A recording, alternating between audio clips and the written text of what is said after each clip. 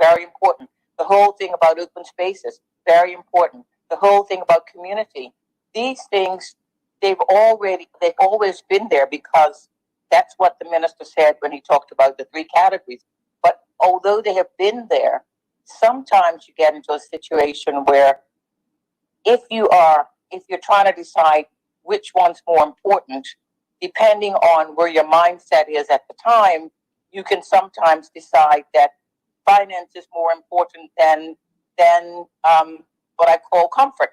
And so, and obviously that's where the tribunal has to look at, but also the plan itself sets out some directions. And I know that part of the plan was also to make people understand that going forward, people were not going to go on the basis of you break a rule and then after you can ask for forgiveness, that you would try and have people not to break a rule because they would know that the penalties were going to be so harsh that you wouldn't want to turn around and do something. So that I think that it's very important for us to turn and to say, take an opportunity right now with where Bermuda is right now and say, what is most important? Because you can't have three things being of equal importance. It just doesn't work. There's always going to be one of these things which is more important than the other, which is talking about development, conservation, and community. One will be more important than the other. And usually it's based on what are the factors at the time that you're trying to deal with. And maybe right now our factors are going to have to be that we have to make sure that we protect the small island that we have, and we have to be aware of the new way of life that we want for ourselves, so that while we're out, everybody's out enjoying the walking, and everybody's out enjoying the exercise. You and I we all know that, we've been talking about health, we've been talking about obesity, we've been talking about all those things that we should do better. But human nature being what it is, we take the line of least resistance. We love being able to eat. We love being able to eat and then go to a gym and work it off. And I'm as guilty as everybody else.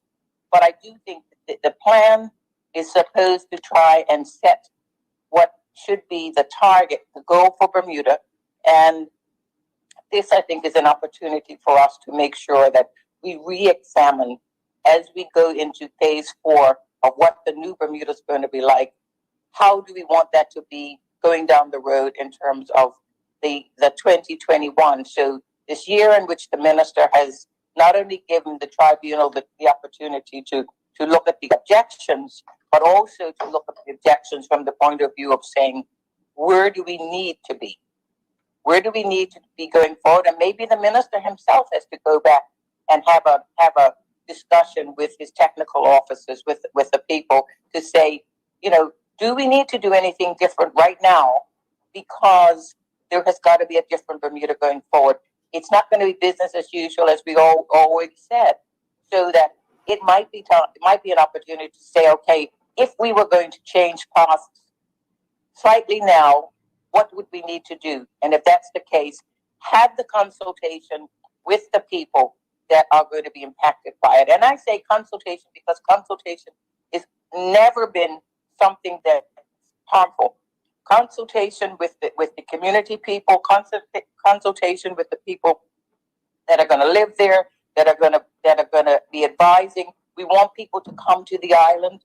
We want people to come and bring their money and bring their businesses. We have to think about what type of island will they want to live in? What type of community do they want to live in? And maybe we should take pause for a month or two and just say to the minister, does this COVID-19 and where Bermuda needs to be, is there something that we need to do differently? And therefore, while we're looking at the objections, try to say whether we have to tweak it in any shape or form, because Bermuda, these 22 square miles, they're not going to change. We're not going to have any more land, but we can have better use of land. And someone reminded me of how many derelict buildings that we have, and sort of said, well, we had so many derelict buildings, but we were building new buildings. All of these things are things that hindsight is 2020 when you have to go back and say, should we have done something differently before? So I'm saying right now, let's see what we want to do now and in this year going forward. Obviously, deal with the objections, but make sure that if there's something that we want to do differently, when we weigh one objection against another objection, because as the minister said, you have an objection and then you have a counter objection, so that there's always somebody that thinks something should be done and somebody else that disagrees with it. And therefore, that's why the tribunal has to come down and make that final decision to cut the baby. So I'd like to say to the minister, he has the responsibility to try and make sure that you deliver on the Bermuda that not that we want to have right now, but the Bermuda that our grandchildren and children will want to live in. Because as I said, the space is not going to change, but how they're living in it, what they have, and they can stand back to us and say, our forefathers left us with a Bermuda that we're happy to be here and that they're happy they left us a jewel. So, Mr. Speaker, with that, those are my comments that I'd like to make. Thank you, honourable member. Is there any other honourable members to speak? Any other member? No other? Minister, would you like Mr. Speaker, may I just weigh in real quickly? Am I too late? Mr. Commission, please do that. Mr. Speaker, I had the benefit of listening extensively to the members who have weighed in on this, and it has been very thought-provoking. I would ask members to use this opportunity to just reflect on the news we got last week. A developer who we all know, matter of fact, we end up talking about him in some way, shape, or fashion, at least on average, once every 3 to 5 years. He's been very successful by certain standards. And he is now in the position of developing a major tract, not too far from where my wife and I live, on the railway trail that borders that area in that Paget, more Paget West area. Significant amount of footprint in terms of acreage, putting an apartment complex right in the midst of it. That should serve as a wake-up call to Bermuda. Not to paint Mr. Developer as the bad guy, because then you'd have thousands of them over the last few decades you could put in that category if you're going to go down that road. No, we look in the mirror and we find out that the enemy is indeed us. One of the things about the America's Cup that was really eye-opening for me was those drone shots. It looked beautiful from up high, of course. The waters, if you had your HD TV, and it was Bermuda, the water, the seashore. But then when you started to see shots, and you experience the same thing while flying westward, for example, to the U.S., for that first 7 minutes in the air, you begin to realize that Bermuda is already overdeveloped. So I think we need to take a more realistic look, perhaps more than we have, of where we are. I think we also need to acknowledge that the mode of economic and even capitalist development that has been the mainstay of our economic growth, at least over the last 6 decades, it may have run its course. And so to me, this may require a significant, major re-engineering of our economy. I will contend that will also entail a major re-engineering of our values as well. It's interesting that Brother Chris Famous, I think Brother Swan, talked about the impact of COVID-19 and the issues of food security are looming now. But remember, along with so many other countries, and I think Brother Famous was very interesting, because I think you talked about the use of, on a couple of occasions, the term American-style diet or something like that, because we become so dependent on processed food from America. But we do know, and Mr. Lister, for these youngsters here, we are old enough to be born to catch a bit of that old Bermuda, represented by our grandparents. So when we were born in the late 50s and early 60s, many of us still had at least maybe 2 out of 4 of our grandparents still alive.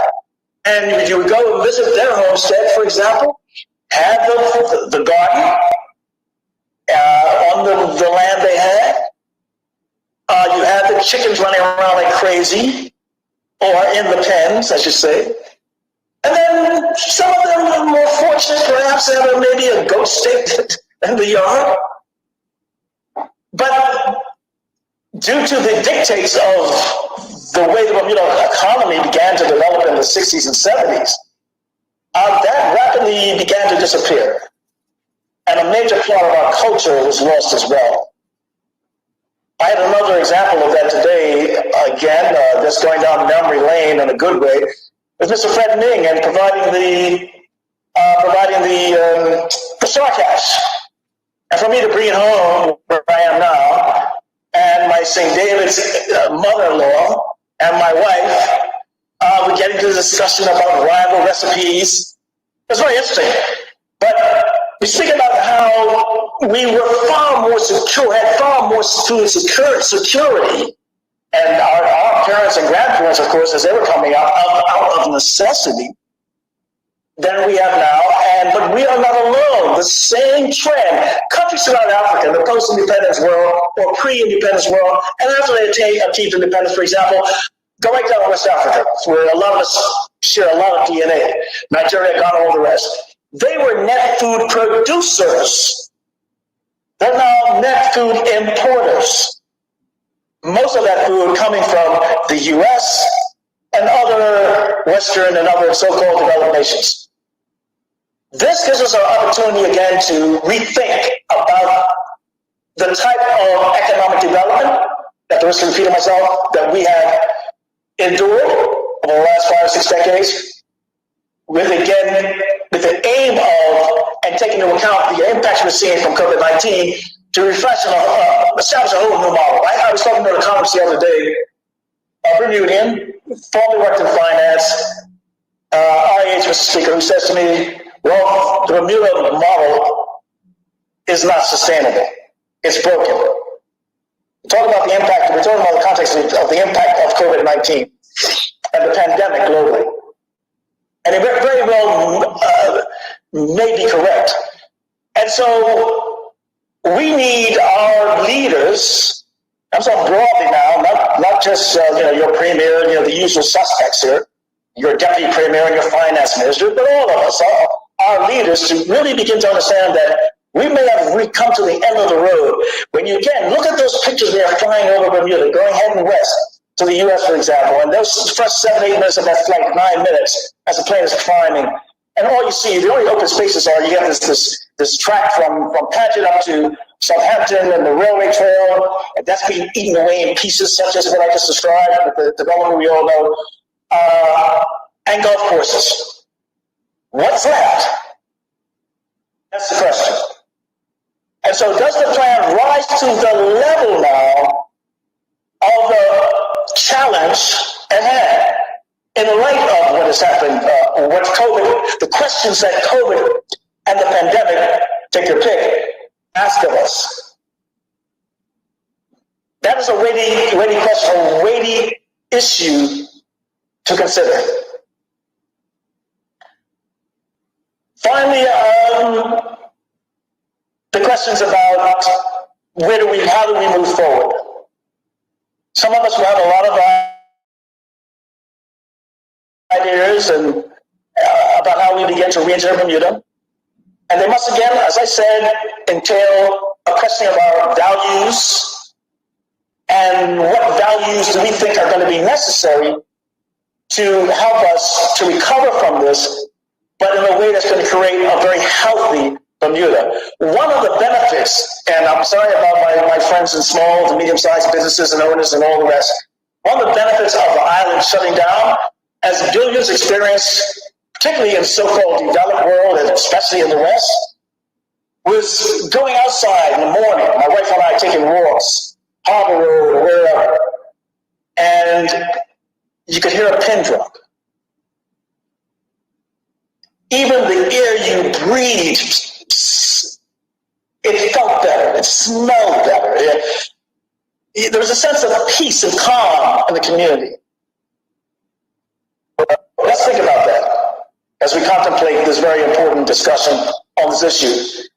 And we can't take this for granted. This is tied into who we are, who we want to be, the types of economic development we will see develop over the next 25 years. One thing we do know, that model, which has got us to this point, to echo the words of my friend, is no longer sustainable. Thank you, Mr. Speaker. Thank you, sir. Is there any other? Another member? Minister, would you like to? Thank you, Mr. Speaker, and thank you for those members who have taken the time to speak on this matter. I know that matters of development, even sometimes when it's just very small changes, administrative changes we're making, it does bring about a certain wider perspective from people about the direction of the country and where we're going and our sustainability versus our sustainability in development and how we balance those pieces. So I appreciate that. I think you took the time to speak to this particular amendment bill, even though it's very small and very minor. But I know that development questions are bigger questions for many of us. So if I just go, I'll just address some of the issues that were raised through the debate, Mr. Speaker, Yes. as close out before we go to the next chapter of this debate. Just to note that we are only changing the year. We're changing from June 3rd, 2020 to June 3rd, 2021. And so we're just making that minor change, and there's no other changes as it relates to the impact of the development or the Bermuda Plan. And no additional time will allow for the tribunal to inquire, to make the inquiries, or to go through the process of its own inquiries to finish, for the minister to then approve the tribunal decisions and for the plan to go to legislature. The ministry and the department will revisit if any additional extensions are needed on any other aspects of this. We will revisit that and we will act accordingly. I know a question was raised by an honorable member who sits in 67 about whether other factors have influenced why we've done an extension. The answer is really no. 3 months were lost as a result to this process as a result of COVID-19. That is 3 months that members of the public haven't had an opportunity to make their case around the zoning appeals that the tribunal is considering. So it's important that we give that time back, but also give the quality of time that's needed to ensure that this plan is given the treatment that it needs. It certainly gives people more opportunity to prepare whatever submissions they might have planned to make. So I think this is in service of the community, less necessarily the government. This serves the wider public consultation that is necessary for this plan to reflect the community and its needs. Going on from that, this is not the same plan that existed prior to this 2018. This plan, as I outlined in my presentation, has 3 strategies: a development strategy, conservation strategy, and community strategy. Those sort of characteristics have not been predominant in previous plans. So we're looking to make sure that Bermuda's proper development is sustainable and managed and planned for the future. We want to make sure that conservation is seen as a priority, that the Bermuda Plan is not just about how we build Bermuda, but it's how we also conserve Bermuda.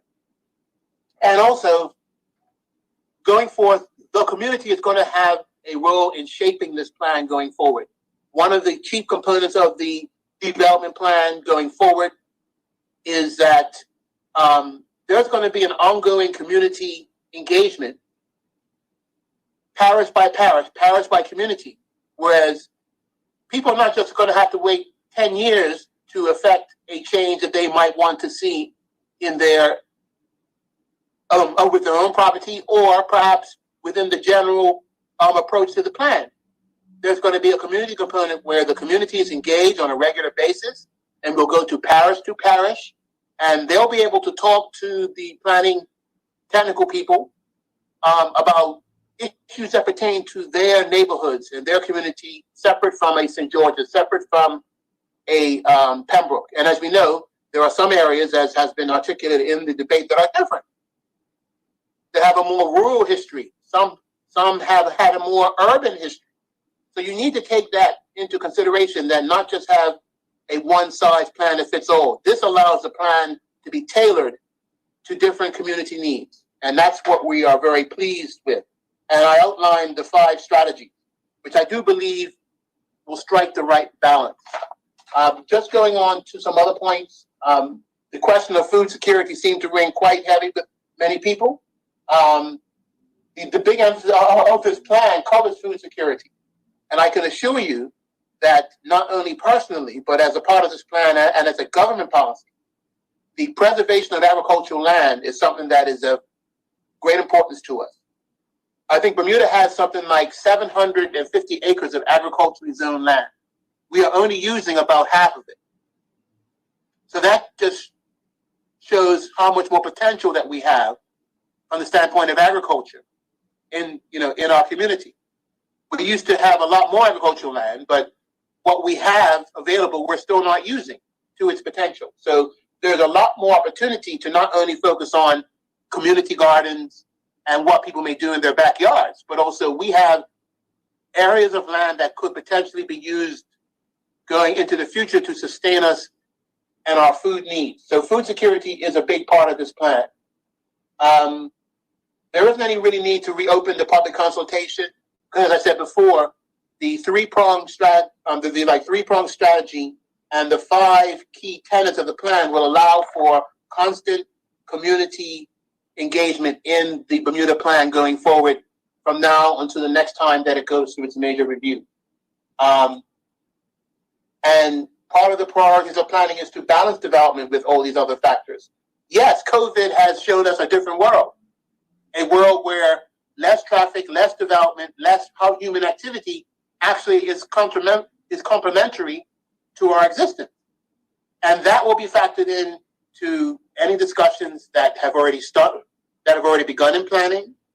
I've already discussed with my planning team about how we identify other zones, areas of the island that we can potentially target for additional food production.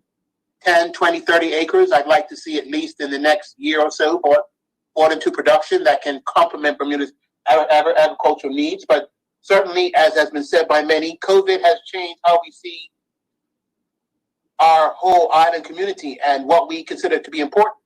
Being green now is certainly good, and we should, as a country, not only pursue our development opportunities, but we must, with a passion, preserve our conservation opportunities. And this plan actually speaks to all of that. And as I said, the department is engaged in discussions with a number of agencies, and it will, with the community, talk about post-COVID development and how we deal with the management of our assets beyond COVID. Just to go on further, the plan is, as I think some members have already said, is available online for everybody to see. So any member of the public can go online and take a look at it. And if they have comments around certain issues, they certainly can present them to the minister, or they can present them to the department for consideration. Because this plan is a living plan. It will change. It can be organic between now and the next 10, 15 years. So we invite people to comment and give suggestions that will enhance their own communities. I think that's highlighting most of the actual comments that I think were made by members. Thank you very much for all that you have stated around this amendment. It is a very small amendment, but as I said, I do appreciate that development issues, Mr. Speaker, bring about a lot of attention. And over the last 3 months and the experience that we all have gone through together, I think we all are a little bit more sensitive and feel more protective of our natural world, because we're seeing how the natural world, not only there are certain challenges or dangers with the natural world, but we also see how the natural world is helping to save us and preserve us and nurture us and make us feel safe and actually replenish our natural feeling by our appreciation of the natural environment around us. So with that, Mr. Speaker, I move that the bill be committed. Thank you, Minister. The minister has now moved for the matter to be committed to move to committee, and I'll call on MP Ming to chair in the committee. MP Ming, are you available? Yep, I am. Can you hear me? Yes, you now have control of the House, of the committee. Thank you and good afternoon, members. Honorable members, we are now in Committee of the Whole for further consideration of the bill entitled Development and Planning Draft Bermuda Plan 2018 Extension Act 2020. I call on the minister in charge to proceed.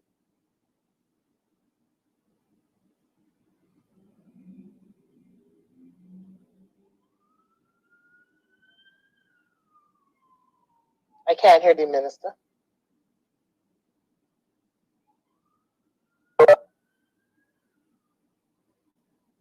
Minister?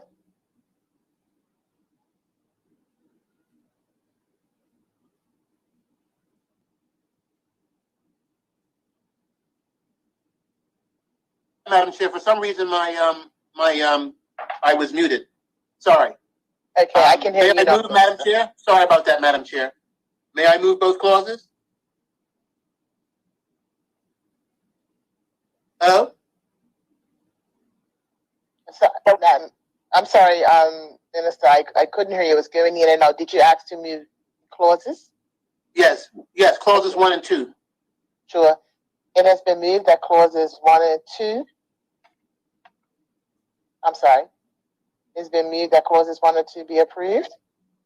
Well, I'm happy to give explanation of the clauses. Even just for the record, I will read the explanation of those clauses, Madam Chair, if you don't mind. Surely. Yeah. Thank you, Madam. The bill provides for the operation of the Draft Bermuda Plan 2018 to be extended beyond the period of 18 months, notwithstanding the restriction in that behalf imposed on Section 10 of the Development and Planning Act 1974. Clause 1 provides for the title of the bill. Clause 2, Madam Chair, provides that the Bermuda Plan 2018 will continue to be operative under Section 10.1 of the Development and Planning Act 1974 as the development plan until the 3rd of June 2021. Thank you, Madam Chair. Does anybody wish to speak to these clauses? Just to be clear, does any member wish to speak to the clauses? No, right next to. Minister? All right. Thank you, Madam Chair. I so move that clauses 1 and 2 be approved. And I would like to move the preamble as approved. Okay.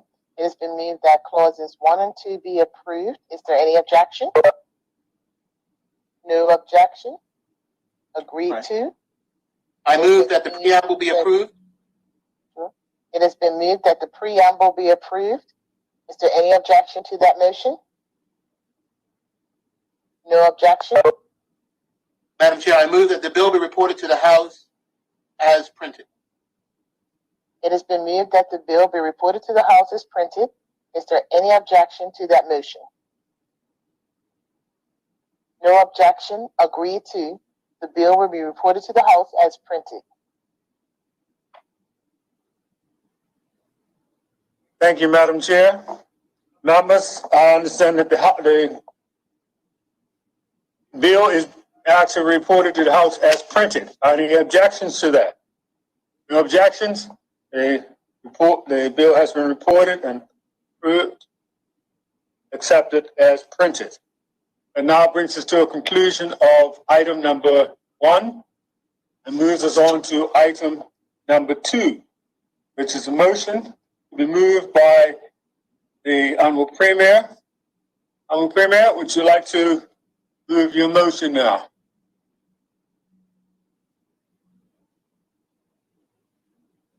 Premier? Premier just left the meeting a minute ago. No, Premier's here. Premier just switched his computer. Stand by for 1 second, Mr. Speaker. Somehow, I just literally got a computer switch out, and I am. We hear and see you, so you are connected with us. I'm short on my motion, but I'm about to bring it up as we speak. All right, thank you. Sorry, Mr. Speaker. Mr. Speaker, I move that Standing Order 23 be suspended to allow me to move the motion of the order paper under my name. Your motion? Sorry, the motion is that this Honorable House, I move that this Honorable House now take into consideration the following motion, that this Honorable House take note of the Emergency Powers COVID-19 Continuing Precautions Amendment number 2, Regulations 2020, and resolves that the duration of the Emergency Powers COVID-19 Continuing Precautions Regulations 2020 be extended to June 30th, 2020. Are there any objections? No objections? Minister, proceed, Premier, proceed. Thank you very much, Mr. Speaker. Mr. Speaker, honorable members may be forgiven for the feeling that these past several weeks of regulations and restrictions have been a blur. Bermuda has come from flight restrictions to closure orders to mandatory quarantine and shelter in place. A 4-phase process was laid out for the reopening of Bermuda, and after a phase 1 in which we have still managed to contain this virus, I am pleased to advance a set of regulations that signal our entry into phase 2 of that plan. Mr. Speaker, the motion before this Honorable House invites the House to take note of the amendment regulations, which I shall refer to as the number 2 regs, and also invites honorable members to support the extension of the regulations themselves as constituted once consolidated through the 30th of June, 2020. Mr. Speaker, 2 weeks ago in the previous sitting of this House, we engaged in an extensive debate on the contents of the regulations, and as such, I do not propose to rehearse them in any great detail. The changes that form phase 2 have been the subject of public statements by myself, as well as my colleagues, the honorable members, the Minister of Health, and the Minister of National Security. Honorable members will note the principal changes in support of reopening Bermuda are as follows. Licensed daycare centers and daycare providers, licensed daycare centers may now open with the permission of the Minister of Health. Outdoor weddings and funerals may now be attended by no more than 20 people properly wearing masks and subject to appropriate physical distancing. Retail stores are now open to in-store customers on the same basis as grocery stores. Restaurants and licensed bars are open with the prior permission of the Ministry of Health for outdoor service only. Beauty salons and barbers are also open, subject to adherence to guidance published by the Ministry of Health, which means that you cannot cut your beard, Mr. Speaker, which is why I seem like I have a fresh haircut, but a growing longer beard by the day. In addition to recreational boating, charter boats can now operate for no more than 10 persons, including crew, likewise subject to guidance and appropriate physical distancing. Mr. Speaker, I wish to highlight 2 matters that are unchanged by the number 2 regs. Firstly, the nighttime curfew between the hours of 10 p.m. and 6 a.m. remains in place. As I indicated in my public statement on Wednesday, we are not out of the woods yet. And whilst this is a restriction on our freedom of movement, it is a necessary one to continue to meet the challenge posed by this ongoing pandemic. Secondly, Mr. Speaker, is the ongoing authority of the Minister of Health to close any business found to be in breach of the regulations. Mr. Speaker, the temptation to operate outside the regulations may be economically tempting, but the consequences of such could spell economic ruin, and of course could also lead to health challenges. Compliance with the public health measures is pivotal to our progression to subsequent phases. The guidance has been painstakingly devised to protect customers and service providers alike and must be followed so that the progress we have made is not reversed by carelessness. Mr. Speaker, as I commend these regulations for consideration of the House, I also invite honorable members to support their extension through to the 30th of June. Mr. Speaker, the extension of the regulations beyond the original expiry date of the 31st of May requires a resolution of both House of the Legislature. The date to which I propose that they be extended coincides with the end of the state of emergency. This does not suggest that as a date certain for our progression to phase 3, but it provides the necessary latitude for whatever may be required based on the ongoing public health situation and advice. Before I close, Mr. Speaker, I'd like to remind honorable members, as I've said in my previous public statements, that the Cabinet can set up a subcommittee of ministers, chaired by the Honorable Lieutenant Colonel David Birch, the Minister of Public Works, and consisting of the Minister of Health, the Minister of National Security, the Minister of Education, and the Minister of Tourism and Transport. And this body is responsible for examining the conditions to ensure that Bermuda moves through these phases in the correct and proper fashion. And it is important, Mr. Speaker, to recognize that those ministries combine all of the requirements which are necessary for us to move to the next phases of opening. There is no set and determined time for these particular phases, but it is important that, as His Excellency the Governor has requested the House to extend these regulations, that we extend these regulations to June 30th. Mr. Speaker, I am therefore pleased to commend these regulations for the consideration of all members and for their support in the extension to June 30th, 2020. Thank you, Mr. Premier. I now recognize the honorable member, MP Smith. I believe you're going to reply for the opposition as the first speaker. Yes, thank you very much, Mr. Speaker, and good afternoon. Good afternoon. I'd firstly like to say that the opposition is in support of the regulations that have been implemented, the changes that have happened in phase 2. I will say that the opportunity to be a part of the committee has given us, as an opposition, an opportunity to give feedback, suggestions, concerns, and to have the dialogue within, from myself and Minister of National Security, Keynes, has given us an opportunity to give our feedback and to have a better understanding of what is actually happening through this process. I believe it's really important for everybody to understand that as we go through these phases, there is a lot of conversation that is happening behind the scenes. There are many suggestions that are put forward that people want to move faster in some cases, and other people actually, from a more conservative point of view, think that maybe we're moving too quickly.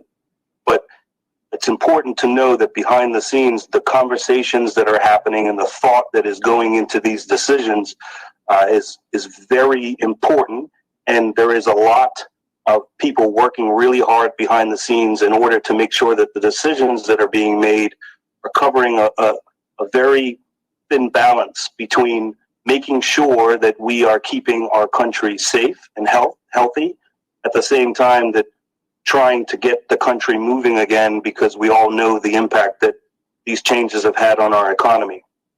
I'd like to thank all of the people that sit on the committees that have been going through all of the information that allows these regulations to be brought forward. A lot of times that hard work happening behind the scenes, they don't always get the thanks for the work that they are putting in to do that. The ministers that are putting in the tireless effort to get these things done. I just think it's important that we take out the time to thank everybody for the hard work that is going into moving through these phases. But with the changes that have been put forward that the Honorable Premier has just mentioned, there are not a lot of changes that happen from phase 1 to phase 2, but they are important changes as we start to slowly turn the tap to open up the economy. But as we're doing that, I think it's important that we understand what is actually happening within our economy and some of the industries where the anxiety has continued to grow of whether certain businesses are going to be able to survive as we're going through this phase process. So the first one that I'd like to discuss would be the retail sector and the reopening of retail. In phase one, they had the opportunity to do some curbside pickup and to be able to at least start to get back to business. Most people will know that the retail sector was actually struggling before we got to this point of this pandemic that has really shut down the entire country and actually shut down the world. So as they are going through this process of trying to reopen, they're having to look at the details of having their workers be on benefit because by being closed, they don't have the ability to bring in revenue and be able to pay for their staff members. So that first step that allowed them to maybe do some curbside pickup and at least start the business, maybe they were able to bring some of their workers off the benefit and to be able to start working. As we move to this next phase, which started yesterday, some of the changes would be welcomed by the retail sector because they are able to actually have some customers come into their facilities. But when you look at the restrictions that are still in place, and understanding that the restrictions are being put in for the health and safety reasons, but once again, as we're talking about this balance between the safety and health of our citizens along with the health of our economy, as the person who's in charge of a business is looking at, do I bring somebody off of the benefit and bring them back to work? Am I going to be able to bring enough revenue into the business to be able to afford to pay for those workers?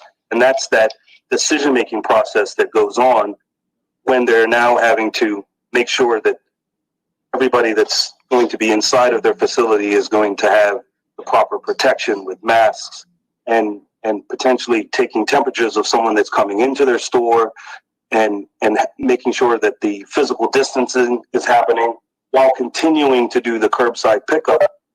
So as you're making those decisions, you're having to look at more employees involved in order to have the business run.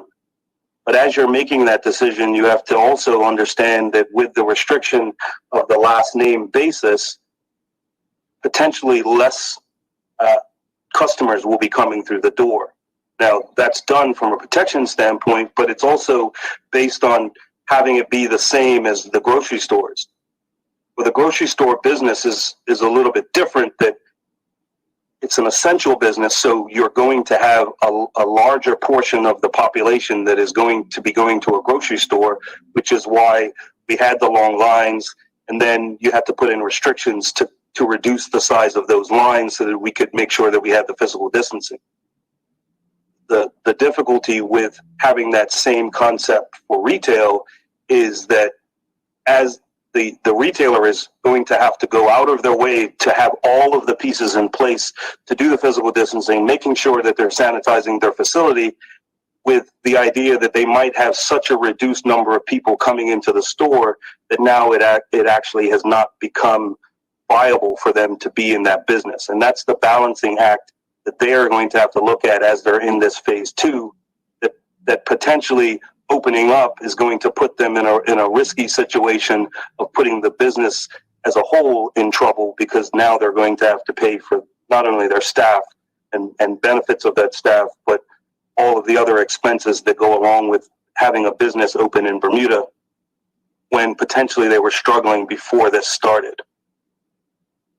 Moving on to the restaurant industry, which also everybody will be fully aware has been really put in a bad position during this pandemic, with most of the staff from the restaurant industry being shut down, other than really the the companies that were able to help out with the third sector and feeding our population. The first step would have been in phase one, allowing the takeout and the delivery portion for restaurants. But most people need to understand that the restaurant industry works on a very tight margin. So what they usually are going to be looking for is to turn over tables at the restaurant. And they're going to have to turn them over as often as possible. And that is what allows them to pay for the staff, pay for all of the supplies, for the food that's provided. And then if after all of those bills, they are able to cover those, that whatever is left over is going to be the profit of the restaurant industry. But that line is very tight. So when they start off with the position of takeout and delivery, it's only going to be a small portion of what would be their normal business for the restaurant industry. So that was step one. So the businesses that were able to start with that have done that. But we all know that not everybody is feeling comfortable with being out and about. We also know that a large portion of our population is suffering and doesn't actually have the ability to go out and spend that money because the resources that they have been cut so significantly. So that means that industry was only getting a small portion when they opened that up. So the next phase, the phase that we're moving into now, has given them the ability to open up a little further by having the ability, if you have an outside area that was utilizing outside service prior to this pandemic, then you can now reopen with that, but using the physical distancing, 6 feet apart, potentially having shieldings between the tables in order for you to be able to make that distance a little closer. But each of these things is going to mean that there are less tables available to them, and the restrictions, along with the additional cost of the PPE and the cleaning up of bathrooms after each customer and all the different pieces that are added within the guidelines are going to make it difficult for those businesses to maintain the revenue that it's going to take for them to be viable. So we've already seen some of the businesses actually get into deep trouble right from the beginning. Some businesses that don't have the option of outside dining are not going to be part of this phase because they don't have that availability. And bringing the staffing in during this phase is a very difficult position because as you're taking them off of the government benefit, you have to make sure that you have enough business to allow that group to survive. So as we are on this balancing act, I think it's important that we all pay attention to what this looks like. This change, which we all are hoping continues in this direction if we can continue to keep the country safe. But the strain on these businesses is actually very significant. And as we move forward, we have to be mindful that the potential of a lot of them not making it is going to be there. So the other part that was talked about briefly, and I know that the Premier mentioned the beards when it comes to salons and barbershops. I know that there was quite a bit of discussion within the committees regarding this change in the phase. Obviously, opening up to barbershops and salons was something that everybody was looking forward to because over the long period, a lot of us grew out our hair or were not able to kind of groom at the same level that we would have before. But there were a lot of people looking forward to the ability to groom their beards or have somebody do that service for them.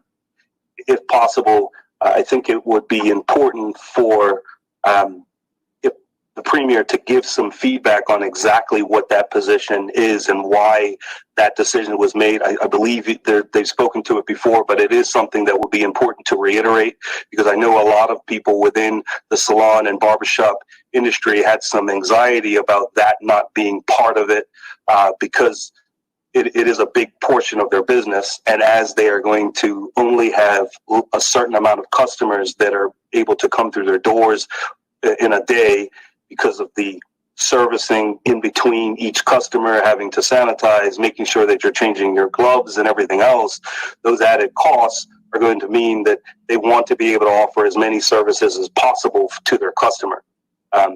Once again, this is to do with the safety of your customers and the safety of the person actually giving that service. So if we could get some more details about why that decision is made, I think it would be just important for the population to know what that was. As I was talking about the PPE that is needed for all of the retail, for restaurants, for our barbers and salon people, they're going to have to be going through this quite quickly as you go from one customer to the next, as you go from one table to the next. There's going to be a lot of need for those supplies. I wonder if there has been any discussion on potentially adding to the requests that are coming from the government to get PPEs from overseas, increasing our buying power and potentially reducing the cost, and then having these private industries purchase directly from this large supply so that they can reduce the cost, just because within the business they're going to have to be using these items over and over again, and that cost will eventually then be added on to the customer. So if we can reduce that cost, then obviously we will reduce the amount of extra cost that goes on to the customers. What I would say before closing is that people in Bermuda that have the ability to buy in Bermuda, to go to the retail stores, to purchase online, locally, not overseas, please go out of your way to make sure that you're going to support the local retailers, that you're going to take the opportunity to go to the local restaurants, to order the takeout, order the delivery, try to get our those industries moving again. I know a lot of people have been rushing out to get haircuts. Let's keep doing that to make sure that we are supporting the local industry so that we can get them moving again. This is a very tough time that they are all going through, as well as everybody else in this island. We do have a large portion of our population that will not be able to partake in this because they don't have the money. They're having a hard time just surviving, just being able to get food for themselves and for their family. So on top of us going out and making sure that we're supporting industry and that we're supporting our local businesses, make sure that you're also looking out for your neighbors, that you're looking out for the people less fortunate that don't have the ability to maybe go out and get takeout. Maybe take an order for somebody else on top of the order that you're doing for your own family, so that we can look out for each other, look out for the businesses in Bermuda, so we can get people back to work and start our economy moving again. And with that, I'd like to thank you for this opportunity, Mr. Speaker. Thank you, E. Smith. The next member I have is indicated to like to speak is Minister Keynes. Minister, would you like to make your contribution now? Please, Mr. Speaker. Yes? Can you get a little closer to your mic so you can hear you clearly? Is that better, Mr. Speaker? Okay. Project yourself? Is that better, Mr. Speaker? Yes. Mr. Speaker, today, this morning, I had the opportunity after about 12 weeks to get a haircut. I went to the barbershop this morning, and when I got to the door was locked. When I knocked on the door was opened by a masked barber. I was immediately directed to a hand sanitizing station. I went to my seat in the barber chair. Before I sat down, the barber disinfected the chair with a spray. I then sat down and he again sprayed my hand.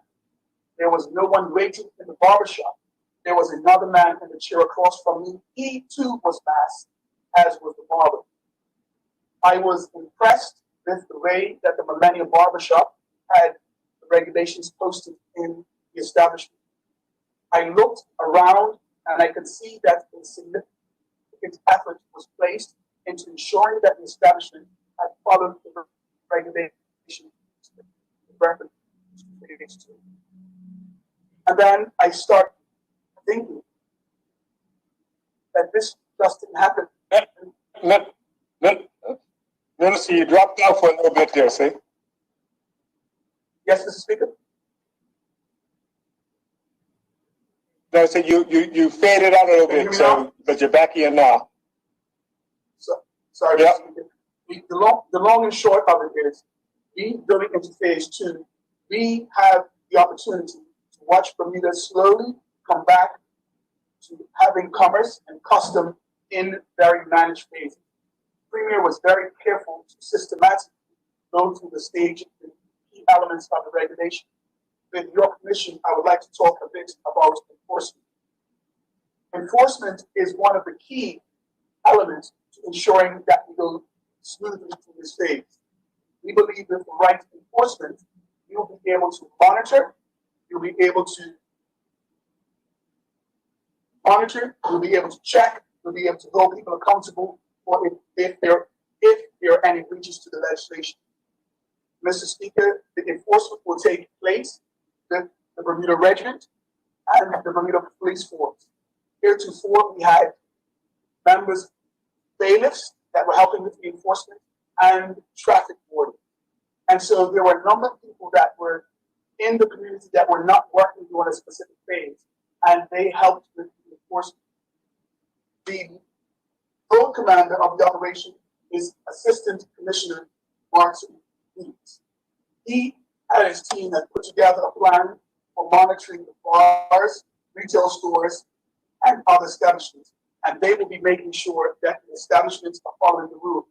Whilst we do not want to make this seem like a police thing, it's very important for everyone to understand that if the Bermuda Regiment or the police service go to an establishment and the proprietors and waiting staff or the store staff do not have on their masks, or they're not executing a hand sanitizing regime, our team will notify the staff, they will take notes, and they will go back and tell the health minister, and she can close those businesses down.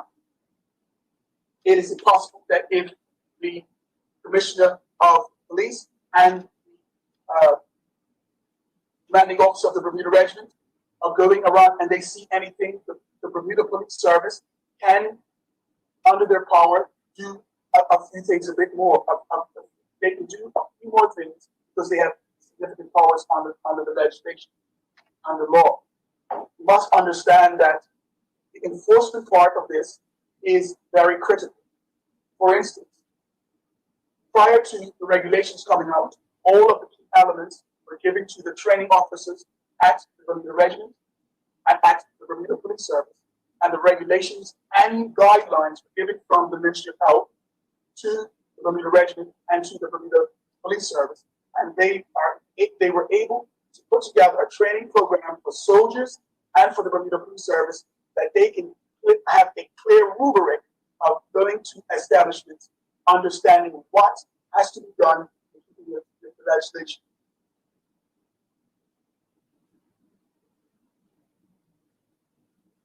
There is a matrix that we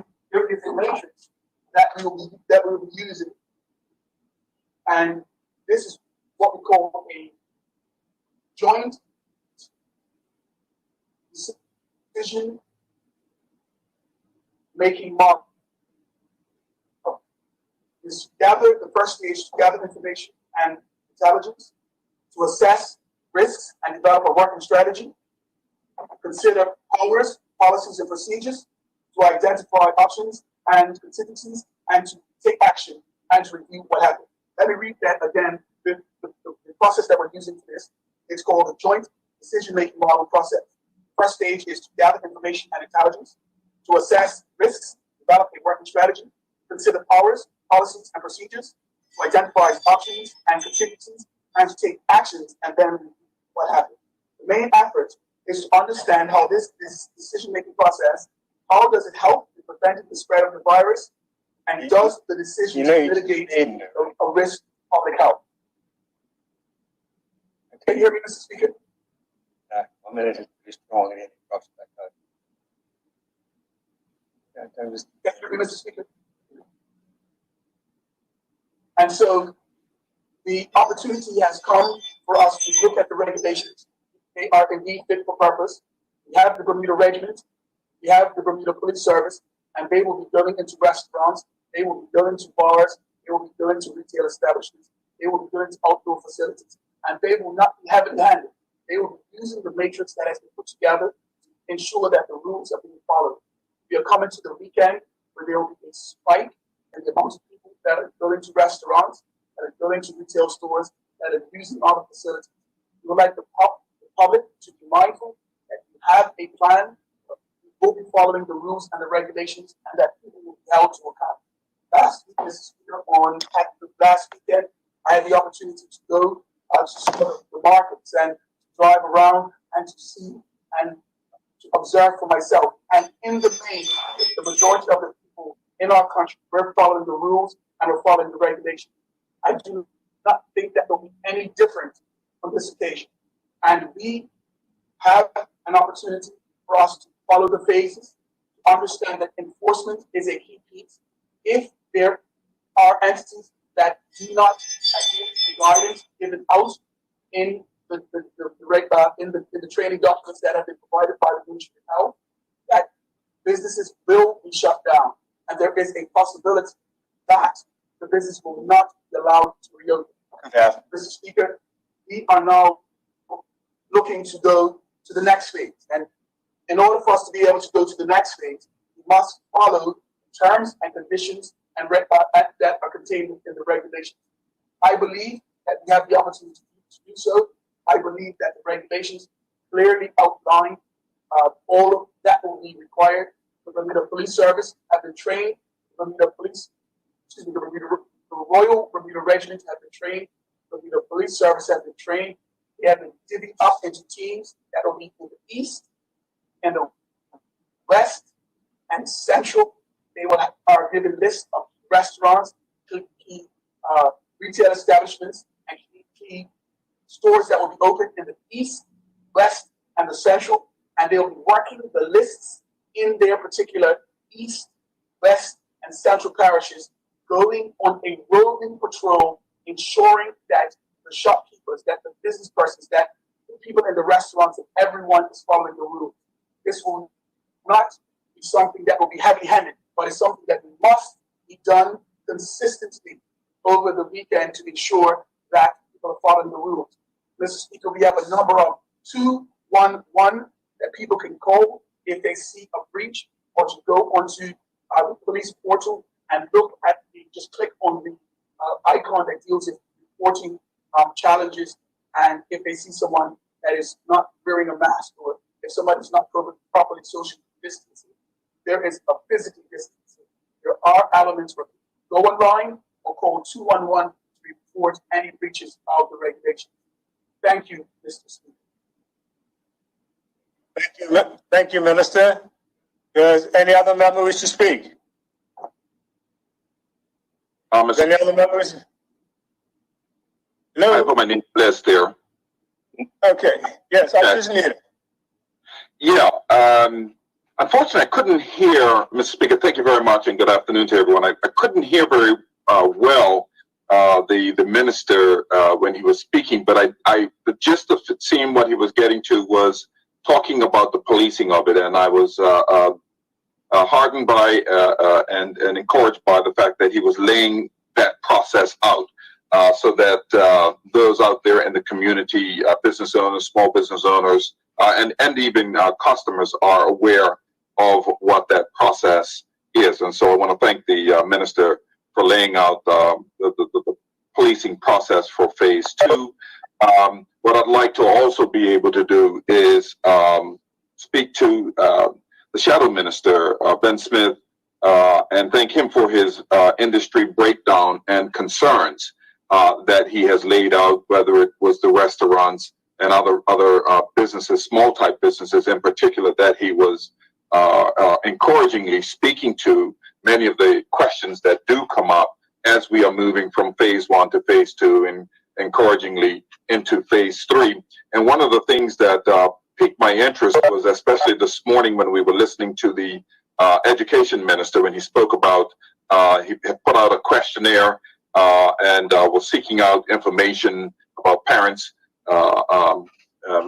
seeking to move through to this next phase, going into phase 3 to having their kids go back to school, and beginning to understand a little more about how we're gathering this information. And as I've been watching the process, the cabinet is then making a coming together to pull these regulations together, and then these regulations in some format are then moved on to the EMO, who then scrutinize and go through them and question back and forth as we go along to ensure this time for phase 2 that we have a bit more collaborative effort in getting information out.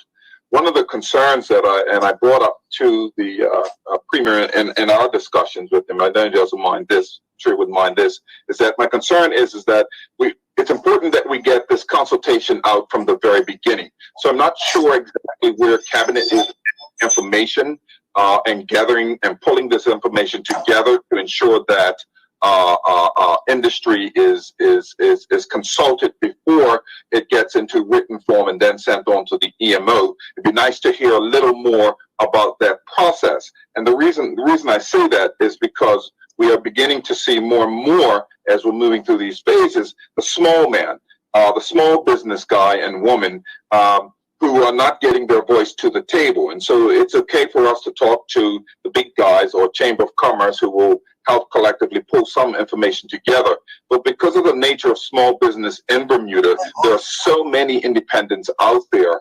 And so many of these folk who hire people, they're being lost in the wash. And I want to ensure that, as I mentioned in the last House of Assembly session, that we are doing as much as possible to ensure that we get as many possible to the forefront, giving their ideas. And I encouraged those out there in different industries to ensure that they communicate with government about how they can open up and be proactive in this case. But it also requires our government to be also just as proactive in collecting information together to ensure that as we move through this troubling time, and I know time is of constraint in many cases, and we're still trying to deal with the ongoing day-to-day challenges, but these are a part of those challenges. And I believe that we can probably get better at this here in ensuring that we're taking all these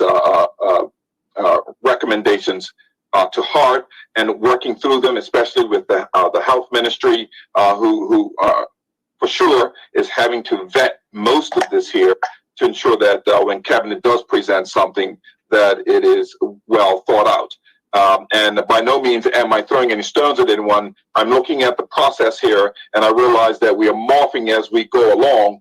But what we are finding is that more and more people are coming forward and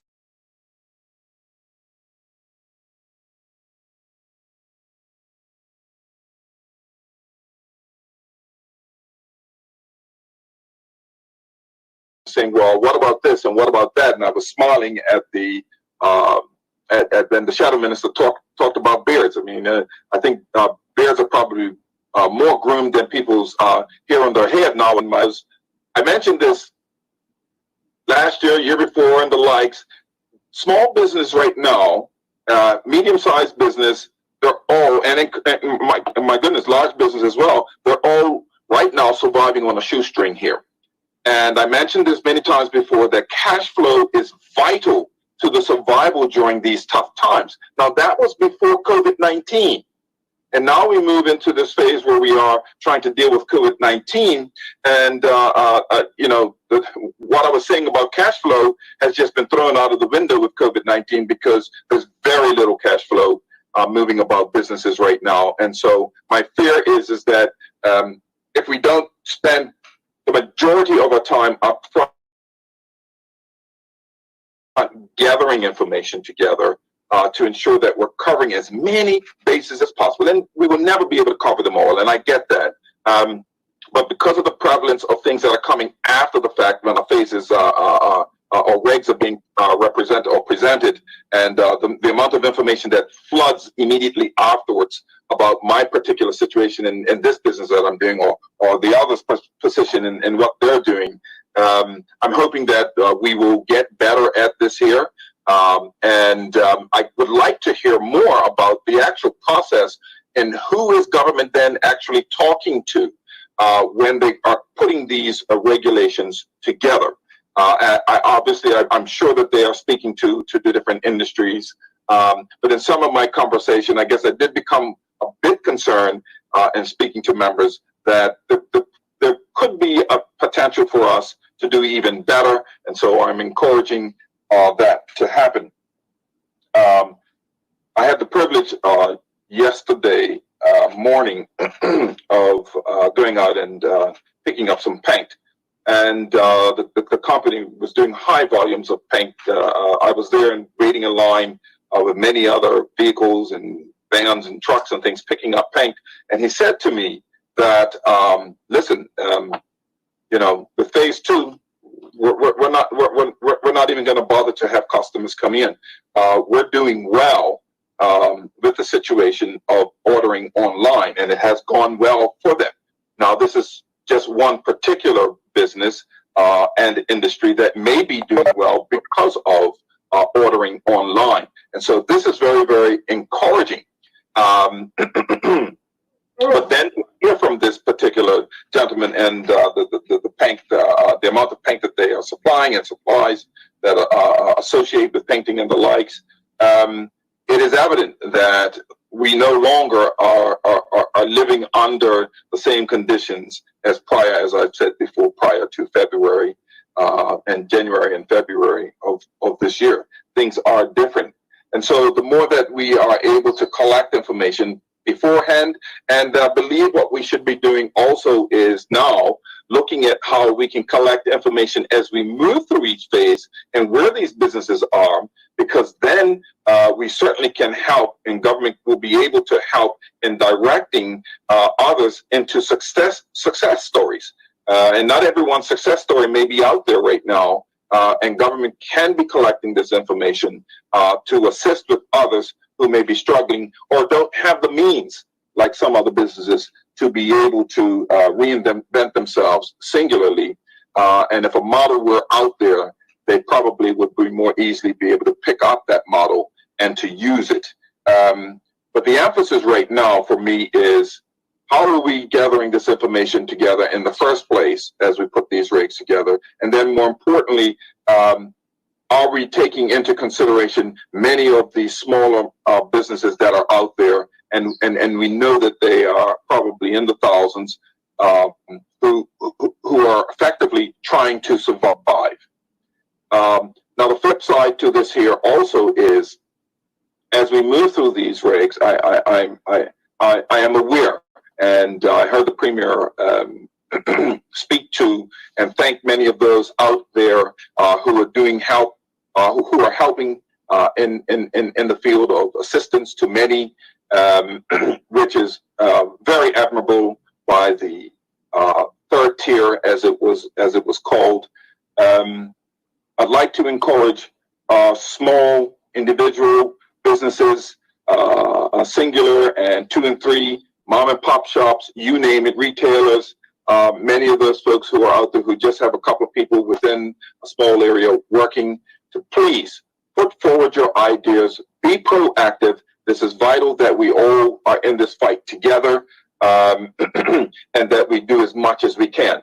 I'm just encouraging them to please help government, because I recognize that maybe they may not get it all correct, but I also recognize that it takes two. So both government and both industry need to be being proactive, need to be getting out there, speaking their mind about how they feel they can move through the next phase. So now that we're moving into phase 2, we need to ensure that government needs to ensure, opposition needs to ensure that they're out there finding out what's going on, how they're making out, and then also work towards moving to phase 3, how we can be more effective when we get to that stage, that people are actually ready for it in a proactive way. And really, that's where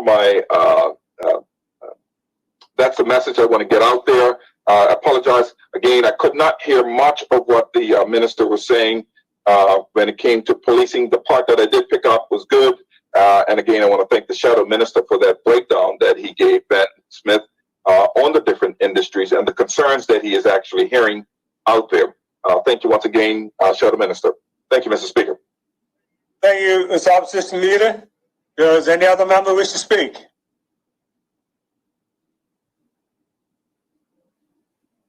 Any other member? I'm happy to go, Mr. Speaker. I'm just waiting to see. Any other member? Mayor, you can close us out on this. Thank you very much, Mr. Speaker. Mr. Speaker, as this is an actual affirmative resolution, and I thank the comments. I'll make my brief comments before I ask that the House send a letter to His Excellency the Governor, if I may, please. Long so brief. Thank you, Mr. Speaker. I'm grateful for the consultative process and grateful for the comments from the members of the opposition and also the Minister of National Security. To get to some of the statements from the leader of the opposition, what I will say is, and I will admit this, that we can do a better job of consultation. And one of the things that was done and was laid out is that this phased approach was to allow us to signal where it is that we are going, but also to allow the consultative process to take place for those individual phases in advance of them happening. So there has been a consultation that's been done in advance. For instance, the Minister of National Security has had a meeting with some members of the clergy in planning for future phases. And so that work is happening. But what I will say is I will accept the leader of the opposition's comments that we can actually do a better job of consultation. And that is one of the things in which I've charged the subcommittee under the leadership of Colonel Birch to make sure that we are doing that consultation in advance where it is that we're going. I would say that the Chamber of Commerce and certain business groups have actually been helpful in this particular regard. And they've been helpful submitting their thoughts. They've been helpful submitting their ideas. And I know I've been assisting the team at disaster risk reduction and mitigation, and as well as the Ministry of Health as they're putting together these particular regulations. And so from that perspective, as we looking forward to the things which are going to come in phase 3, there is an opportunity for that advanced consultation to continue. And that's what the next few weeks will be about prior to any announcements in phase 3. I will certainly welcome comments from honorable members of the House. I know that I speak with my caucus colleagues on these particular matters, and I meet with the opposition leader once a week to seek his thoughts. And so we'll be meeting on Monday, and we'll have a conversation, discussion on those particular issues. On the issue of cash flow, which the leader of the opposition raised, he is correct on that particular aspect. But I think that it's important for us to recognize what it is that we've done.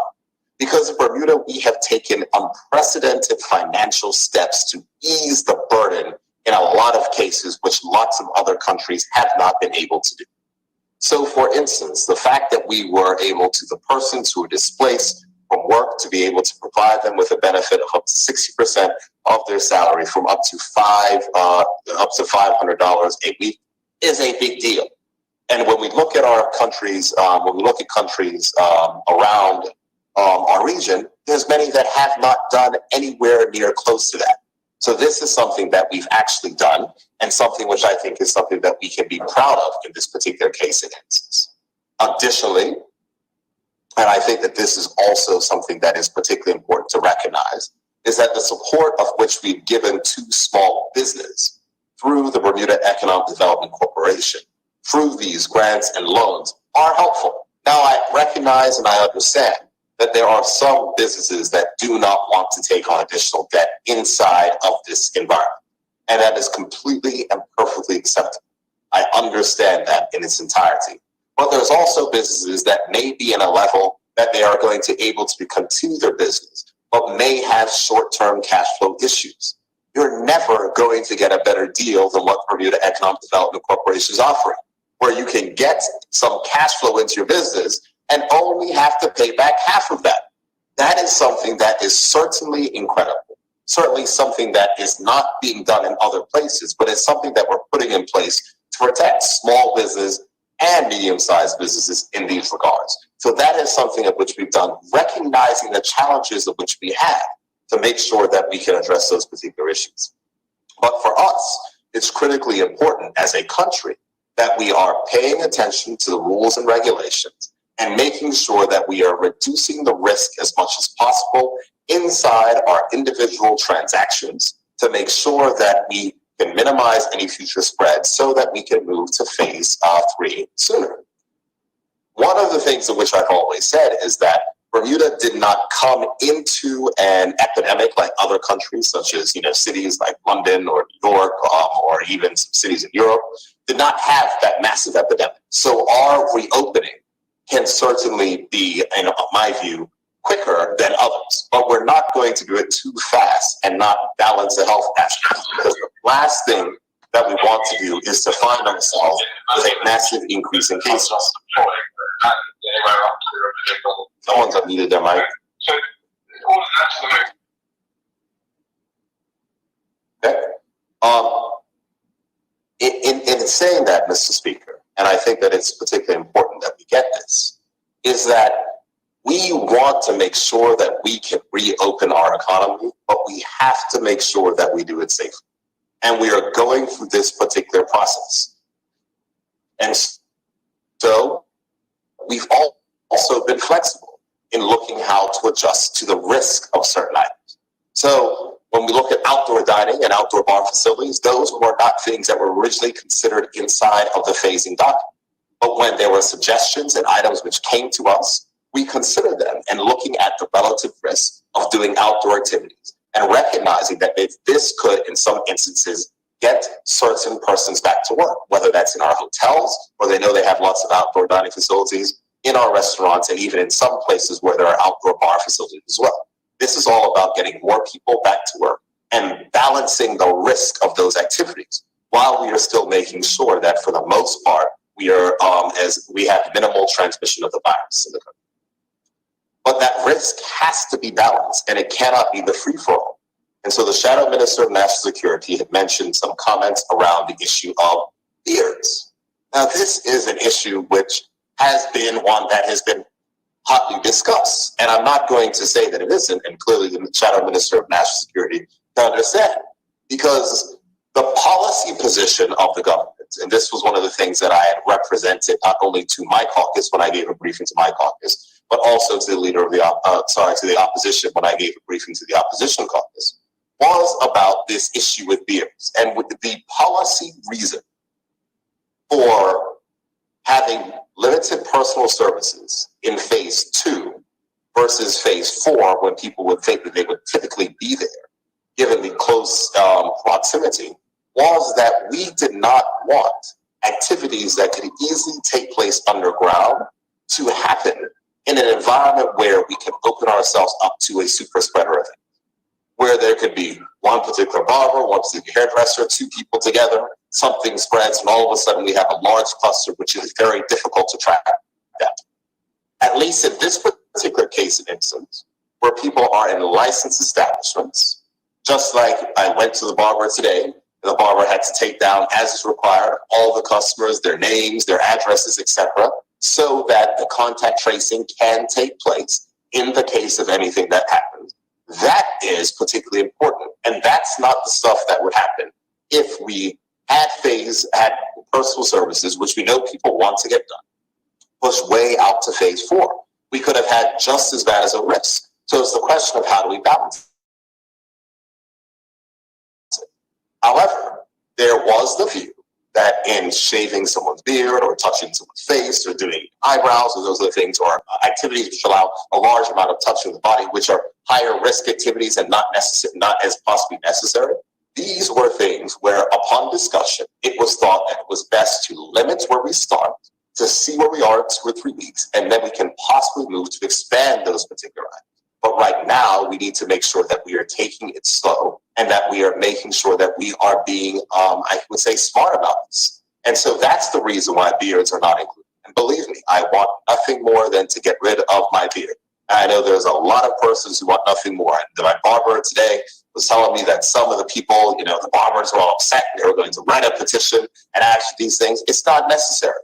We are balancing the risk. The last thing of which we want, let's say, for instance, so people, when they have to keep their masks on throughout the duration, let's just say, for instance, there was a super spreading of it. Let's say, for instance, there was an asymptomatic carrier that had their beard done, that somehow was in close contact with the barber, and for whatever reason, whatever happened, they managed to get enough virus to infect themselves. They made a bit asymptomatic, spread it to a few more persons and different things, maybe other persons inside of a shop that it can cause more of an issue. So for us, it's important to make sure while we continue to build the capacity to detect this virus in the country, that we're being safe. Here's what I can say, Mr. Speaker. In the Health Advisory Council meeting, which I held yesterday with the Minister of Health and the hierarchy of the health officials, one of the things in which we're actually looking to advance is the saliva testing, in which they're doing in other places, which can use the similar PCR equipment to which we have, but can actually detect virus through a saliva sample versus the PCR test where you have to go up the nose and use PPE, etc. In this particular instance, this is something that could be more widely available, could be something that is easier. And my directives to that group was to get that up and running as quickly as possible. So the target which they have is 3 weeks. And I said, I'd like to see if we can get it done in 10 days. Let's figure out exactly what are the parameters around this and let's get ready, because that can help us scale up our testing. It's the exact same stuff that's being done in Hong Kong upon entry. And if we can scale up the testing inside of the country, then we can even have scaled up even more than we have. We can have more of a ability to detect. I know that the testing group right now is meeting, and they're actually discussing the government's targets of making sure that we're doing at least 200 tests a day, making sure that we are screening and including persons who are working inside of personal services, persons who are working inside of restaurants, etc., to make sure that we are minimizing or reducing the risk in these particular instances. So, Mr. Speaker, it's important that we balance this as we move forward. And from this perspective, I think that in this phase 2 guidance, we have struck the correct balance in this particular instance. So we are making sure that we are taking care of the economy. We are making sure that we're taking care of getting persons back to work. And there are many establishments, there are a lot of persons that are continuing to work from home. And in those particular places which are more high risk, such as where people are in enclosed spaces for a long point in time, like churches and movie theaters and entertainment centers, etc., they're going to take a little bit more time. But we're going to be methodical in moving forward, and I think this strikes the right balance. And I'm happy that we have the support of both sides of the House, because I think that it points to the fact that in our particular case, we've approached this as a united government. And I say that not just cabinet, our Progressive Labour Party government caucus, who has been instrumental in making sure that the feedback is informing our thoughts and decisions. The opposition as well, who share their ideas, and persons in the country who have said, this is what we would like, these are the type of things we'd like to see, and how we about. I think so with that, Mr. Speaker, I move that the resolution be approved and that a suitable message be sent to His Excellency, the Governor. The matter has been asked to be approved and the message sent. Any objections to that? Any objections? Any questions? None? I take it then that the matter has now been approved and the appropriate message will be sent to the Governor. That brings us now to the close of what was on the order paper today. So, Deputy Premier, would you like to do the third reading for your draft act? Yes, Mr. Speaker.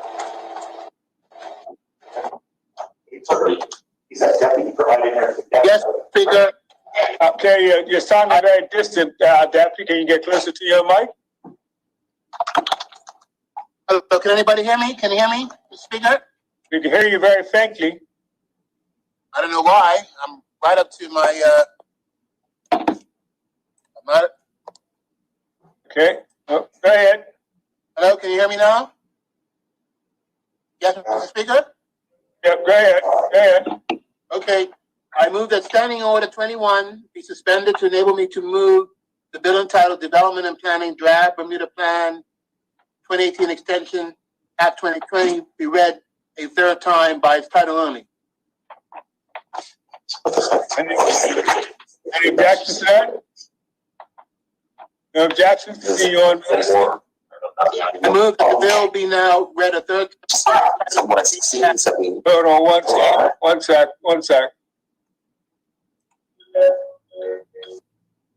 Okay. I just muted everybody to block out the noise. Gabby, you could unmute yourself again and start over because we're getting a lot of feedback. Yes, Mr. Speaker, I move that the bill be now read a third time by its title only and passed. Any objections to that? No objections. It has been read by its title for the third time, moved and passed. It now brings us back to you, Premier. Thank you very much, Mr. Speaker. Mr. Speaker, I'm advised that I'm sure that my whip has submitted that members from my side will be speaking on the motion to adjourn. But with that, Mr. Speaker, I move that this honorable House do now adjourn until Friday, June 5th. Friday, June 5th. And I would like to know if there is any member who wishes to speak on motion to adjourn. Mr. Speaker, there are a number of my members that wish to speak, and I'm sure that my whip has said them. I'm waiting for the first one on your list to jump in. Mr. Hayward, I believe it's a place for you. Mr. Speaker, Yes?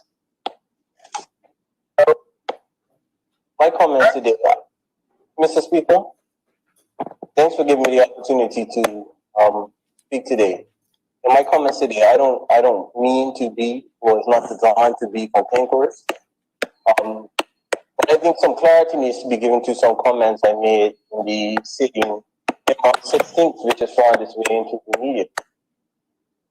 Mr. Speaker, during that March 16th sitting in the House, I rose to my feet to provide intervention on a debate regarding pension legislation. At that time, I did make a statement, how dare a member of this House refer to people of this country as being at the bottom of the earth. I made the comment because I recalled hearing a member refer to people as being on the lower spectrum of the earth. As an individual who has always stood for justice and have actively represented the people of this country for over a decade, I find the statement alarming. Since March 16th, the Hansard has been produced, and there is an inconsistency between what I recall hearing and what is recorded on the Hansard. Mr. Speaker, I have had an opportunity to review the audio recording, which can be found on the parliamentary website. And there is also an inconsistency between the audio recording and the Hansard.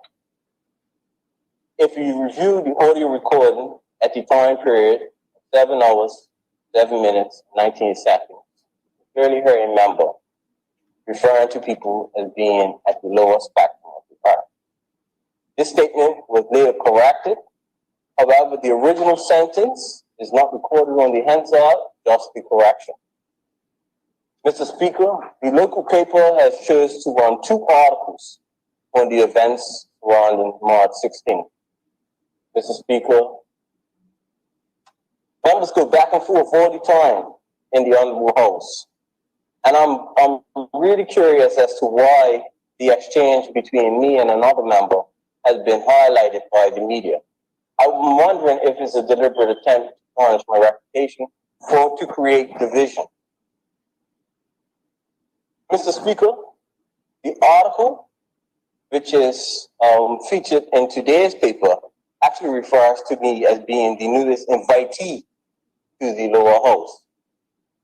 Mr. Speaker, that's a statement I actually find insulting, because all of us who sit in this house were elected into the house.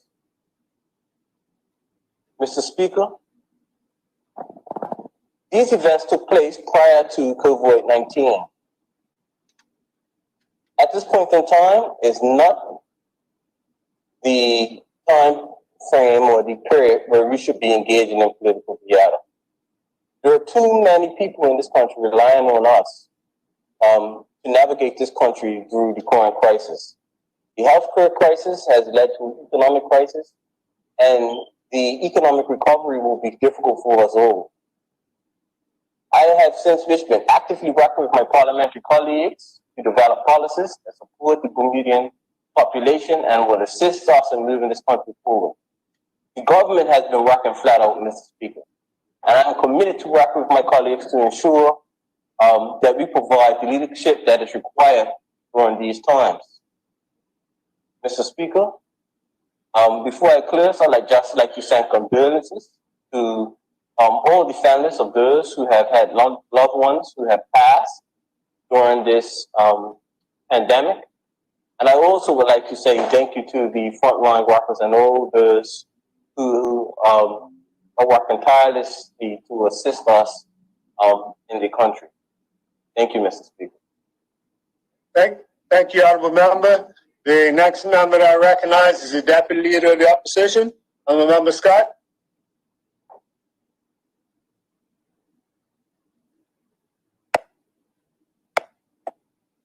Honorable Member? Speaker? Yes. Thank you, Mr. Speaker. Mr. Speaker, I first would like to raise some concerns I have with the Premier's accolades this morning to certain members of the third sector. And I would first, Mr. Speaker, like to herald all of the unsung heroes, because one's recognition to the third sector should not necessarily be connected to the value of their donation. Mr. Speaker, Martha Dismont has undergirded our community for at least 30 years through the Family Center, and she has been a stalwart of the third sector, and she is someone that I have partnered with for a very long time. And we have, during this pandemic, been working to assist young Black males who are actually heading up households. And, you know, our young Black males are generally forgotten about, but they're even more particularly forgotten about during this pandemic. So I don't know how Martha Dismont could have been overlooked. The Women's Resource Center with Elaine Charles came on board at the beginning. They came on early. The Open Your Heart Foundation, which is in Somerset, has been doing a mammoth job. I visited them last week. Sandy's Middle School actually has donated them their kitchen facilities. Mr. Speaker, at the start of this pandemic, they were delivering, I think it was 150 something meals a week. They are now delivering over 632 meals per week. I have friends who have donated $50, $35, $100, $200, $500, $1,000 to help everybody in this community. So kudos should not be given to just those that are the high roller donors. And I don't say that with any malice, but there are people who are continuously and consistently giving and who were continually propping up our community prior to COVID-19, and they should be included in the recognition. So I would like to recognize them now. In addition, Letha Butterfield with Care Learning Center, you know, she's been helping out with the online education for our children and assisting people to continue to be able to get their GED. So there are more people who have been helping our community than those who are called out by name this morning, Mr. Speaker. Now, the Minister of Finance has revealed members of the COVID Economic Advisory Committee. And with all due respect, and as expected, it is comprised of high flyers and the 70 to 100,000 foot thinkers, which I totally understand. But Mr. Speaker, we've had the SAGE report, we've had the Bermuda First report, we've had fiscal responsibility panel, we've had reports prepared prior to even those reports being prepared. And those reports were always consisting of people who were thinking at the high level. And, you know, Bermuda First had a structure and an action mandate. What's happened to that? The third sector has access to the most vulnerable people in Bermuda, but I don't see anybody on the committee from there. And they are the people that are actually in there with the people that are most vulnerable. So I can't see how they would not fit into the conversation for economic recovery. So, in my opinion, Mr. Speaker, we're just generally creating another top-down committee who will impose trickle-down suggestions. And the challenge is that trickle-down wasn't working before the virus. It's certainly not going to work now. So, in my opinion, we need cross-thinking in our forward planning. We need to have a bottom-up meets top-down so that we can have middle-of-the-road, practical, life-changing solutions that are going to be sustainable for this country and for the people of this country, Mr. Speaker. We need to look beyond emergency relief, and we have to have viable solutions that are going to help us address economic inequality, cost of living, our immigration policies, and structural racism. What's the deal with Ascendant? If the Ascendant deal could go through, we'd have a huge immediate cash injection into our economy. Why is it being held up? Is it the regulatory authority? Is there information? Point of order, Mr. Speaker. Say it again. Point of order, Mr. Speaker. Take your point of order. Mr. Speaker, it is, I'm trying my best to remain silent and maintain my veneer of attempting to maintain bipartisanship, but for the Honorable Deputy Leader of the Opposition to insinuate that an Ascendant deal is being held up, but she, I think, holds a shadow ministry portfolio for regulatory affairs and could easily ask where this particular matter is. Instead of throwing out accusations, she would know that it is with the regulatory authority following a regulatory process that is spelled out in law. Thank you, Mr. Premier. And I wasn't insinuating that it was being held up. I'm asking what. Point of order, Mr. Speaker. The honorable member said, "Why is this being held up?" Okay, well, I said, why is it being held up? I'd like to know where the progress is being delayed then. Mr. Speaker, point of order. Point of order. Point of order. Mr. Speaker, I'm going to ask that the honorable member withdraw her statement. She is misleading the House by saying that the transaction is being held up. It is following the process that is laid out in law, and no specific person is holding anything up, Mr. Speaker. I think you're clever enough to be able to get around that. Thank you, Mr. Speaker. Well, I will contact the regulatory authority to get an update. Mr. Speaker, the reality is that top-down solutions fail, and they will continue to fail because there are decisions being made by people who are actually not feeling the impact of the things that are going on in our community. And they're made by people that don't contact the people who actually matter. So when it comes to innovation, you know who has the best ideas, Mr. Speaker? Are the people who are doing the jobs, the customers, and the end users, because they know the products, they know the services, they know the process. You know, I bet if you went to any of the people who are performing, in quotes, essential service functions at the grocery stores and other places, they could set up processes that would make the process that they are currently undergoing even more efficient. They're the ones that are able to identify the potential for change. So, Mr. Speaker, I would like, and my colleague actually did mention this morning or asked the Minister of Finance whether or not subcommittees would be formed. But I think that there are subcommittees that need to be formed with people who are actually in the business. So I did call his name on Monday when I spoke to Mike Sharp, Paul Wilmot. How do we revive trucking and create a level playing field there? Dale Fox and Cooley Robinson know about construction. Rico Thomas knows about sustainable healthcare. Trey Cannonier, Dwayne Robinson, Stephen Johnson. How can we support them in their social media? Trevor Lindsay, Ciola Wilson, I.L. Johnson, journalism and print media. How do we enhance that? How do we bring them together into this process? Tom Watson with farming and food sustainability, which is going to be a critical need for this country if we continue to go the way that we're going. You know, there are already disruptions in the food chain in the United States now. Lisa Rivas and Sharon Fenn, who are young women entrepreneurs in retail. What about contacting them for their ideas? Chris Sabir for landscaping. Delvin Bean for fishing and tourism. There are multiple people that we need to be having discussions with who are actually on the ground doing the work. And we will not get anywhere until we have cross-thinking and forward planning, Mr. Speaker. We as legislators have to develop supportive legislation that is going to secure the future of our country and bolster innovation. I was glad to hear my colleague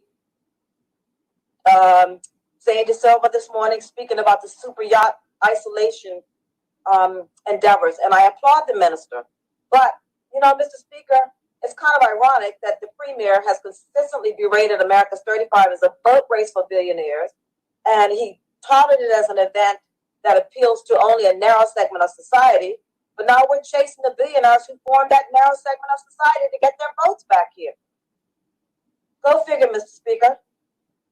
And, you know, Mr. Speaker, at the end of the day, no plan is going to be successful without a harsh look at immigration.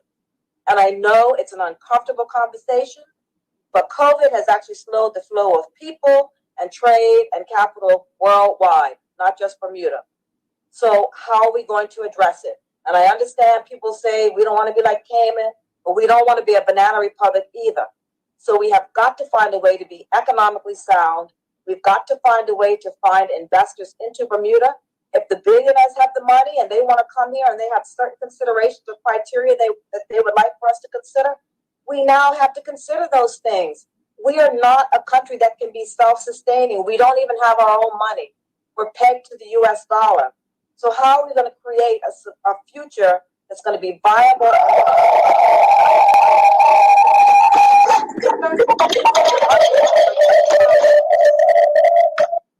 Our innings are just about not to the next to the last over, but we have to endeavor to create and sustain a country for our children's children's children, not even our children's children anymore. And so how are we going to do that? And Mr. Speaker, you know, a lot of people have been saying, oh, I can't wait to get back to normal. And I don't really want to go back to normal, because normal, as I understand it, was equal to income inequality, joblessness for people, homelessness for people, pay disparity and inequality between men and women, gender inequality, structural racism. So no, I don't want normal. I want new, better, and different. And I'm prepared to put skin in the game to help to achieve it. So we have to move forward with innovative and new ideas. And for the armchair quarterbacks who want to criticize, I say get out of your chair and get in the game and start throwing around ideas and solutions that will help us get to the goal. Mr. Speaker, my colleague, MP Famous, is correct. We cannot put people back to work in just agriculture, but we can open our borders to invite in job creators and innovative thinkers that will assist us in creating jobs and creating support for our economy. I've heard interesting comments from everyone today about, you know, the regulations and sustainability and things like that. But we can't keep dancing around the immigration elephant. We're going to have to eat that elephant one bite at a time. It might not be palatable, but immigration is going to be the key and the essence to our survival as a jurisdiction. There's no getting around it anymore. I agree that, you know, we have some rough times ahead. However, we will get through it. We're going to have to take giant leaps and changes in our mindset and how we think and how we behave. And the overall impact will be none like we've ever felt or had before. But at the end of the day, what I say to people is, what's the worst thing that has ever happened to you? And if you're here today to talk about it, that means you got through it. You might be bruised, you might be battered, you might be worn and war weary, but you got through it. And we will get through it.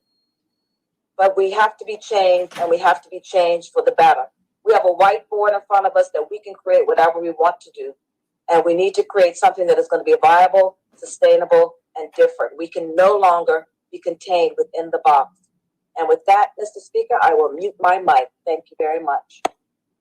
Thank you, Honorable Member. The next member I'm going to call on is the Government Whip. Honorable Member, would you like to make your contribution? Yes, thank you very much, Mr. Speaker. Mr. Speaker, I, me, my, mine. These are words that do not rhyme. Us, we, ours together, these are words that last forever. Now, I start by saying that because my father taught me quite a while ago that language is the fingerprint of our emotions. Now, in psychological terms, that would be known as a Freudian slip. For those spiritual members in our community, that would be Psalms 19:14. Let the words of my mouth and the meditation of my heart be understanding to him, be pleasing to him. But, Mr. Speaker, between the dates of March 16th and May 8th, speaking of meditations of hearts and just speaking of one's heart, between those two dates, I have sat in countless meetings focused on getting the country back up and running, talking with airlines and trying to make sure that our tourism stakeholders remain interested, ready, and chomping at the bit to come back to Bermuda when we're ready to open our borders. I've been managing and overseeing Skyport and Acorn and ensuring that that project remains on time and on budget, minimizing our exposure to the risk of additional expenditures as per the project agreement, and also making sure that the risk exposure about the minimum revenue guarantee that the previous administration signed this country up for is as least impactful or hurtful as it can possibly be. I have also personally called 900 of the 1,200 registered voters in my constituency throughout the different phases to make sure that they are okay, that they are making it through. And those members of my constituency that had issues and were having trouble affording food, having trouble going to the grocery store, I worked with the third sector. I helped deliver food to those families inside my and just not inside my constituency, but inside other members' constituencies. I've also personally helped some of the 33 women and 17 children who needed to escape abusive situations during the lockdown. And so, Mr. Speaker, and that's not everything. That's just that's some of the things that I've done during that time period. In addition to that, outside of dealing with COVID-19 related issues, I have also been mentoring some of our youth in how to hone their craft, whether it be on social media, whether it be journalism, photography, and also educating them on how Parliament and the Westminster system that governs us works. Now, Mr. Speaker, you better than most will know that this year is the 400th anniversary of the House of Assembly, and that the House of Assembly is putting together a team of young Bermudians to help create a program, which we should be launching later on this year, that helps educate persons by breaking down the way the Westminster system that governs us works. And the thing is that one of those things and one of the aspects of that program is educating people on the roles of the different officers of the political system and of Parliament. And one of those roles is that of the whip. Now, the whip is expected to be well-versed in all rules, policies, and procedures of the House of Assembly. And so now, Mr. Speaker, with that backdrop, I'm aware that when it comes to the Hansard, contrary to popular belief, that it is a written document of the sentiments of Parliament, of a parliamentary meeting, not a transcript of the sitting. Now, what do I mean by that, Mr. Speaker? That if you know Bermudian dialect, we always like to mix and so for our more seasoned members in society, we often like to change and interchange our W's for V's. Like open the window and you get some ventilation to go through, right? So, but now, Mr. Speaker, when you look at Hansard will have, why don't you open the window to allow some ventilation to go through?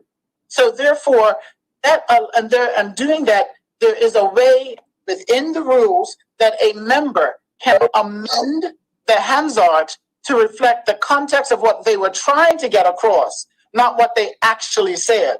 Meaning that you can have some words added, you can have some words changed, and as long as it doesn't dramatically change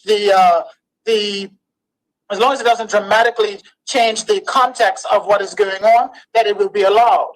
So therefore, if you had a member in the House of Assembly that was to use the Hansard to vindicate themselves, it could be seen as misleading at best, because how can the foundation of your vindication be a document that that same member can directly amend. However, that is not my biggest concern, Mr. Speaker.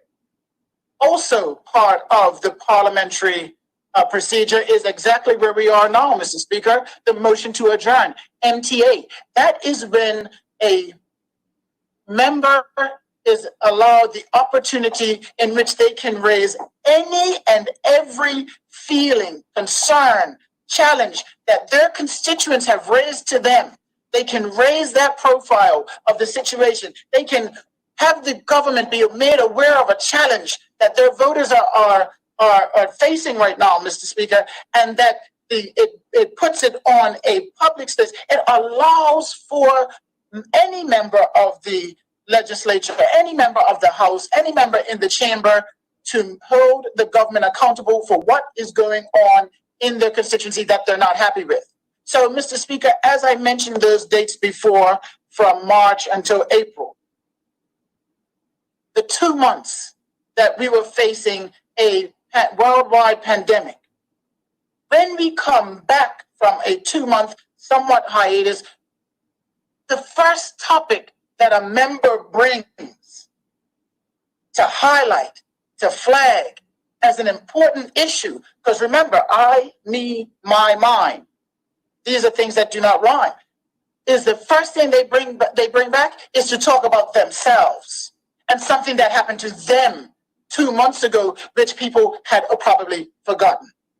But now what concerns me even more than that, because that right there shows you where the focus of the individual could be, right? And what from there, what happens and what concerns me even more is that the Daily, the Royal Gazette, with everything that is going on right now, decides that today is the day to try to plant seeds of discontent amongst members, and then try to disguise it by saying, well, the Premier said we were going to work together. The Premier said it was going to be kumbaya. But all the time they put in the Daily today something that could be used and could be seen as them are fighting words, and try to get members to go down into the depths, to go down into the mud and the mudslinging. What does that say about the focus of the Royal Gazette? What does that say? Because, Mr. Speaker, I don't remember back on February 3rd, 2017, when a member used profanity that if I was to utter those words, my mother would wash my mouth out with soap immediately. I don't remember seeing a op-ed from the editor himself saying that should be taken seriously. That we need to have somebody apologize for that. It took the opposition at the time, which is now the government, to raise that concern, to hold them to account. So, Mr. Speaker, as I said. Speaker, point of order, Mr. Speaker. Point of order? Yeah, he's misleading the House, whether intentionally or not. But it was the Speaker of the day who requested that the comments to which the honorable member is now referring be withdrawn, and they were done at that point in time. So I just want to make sure that that is clear, that it was not the opposition at the time, it was the Speaker who thought that it was inappropriate for the words that were spoken to the honorable member by a member of the press to be, by a member of the public to be reported verbatim. And Mr. Speaker, I know time heals all wounds, but those comments back then were horrible, and they are still horrible today. And I would appreciate, and I think the country would appreciate, if the member were to apologize again for such unparliamentary language, would apologize for bringing the House into disrepute, Mr. Speaker. My word. Mr. Speaker. Point of order, Mr. Speaker. Continue. I'm sorry, I wasn't sure whether you were acknowledging my point of order.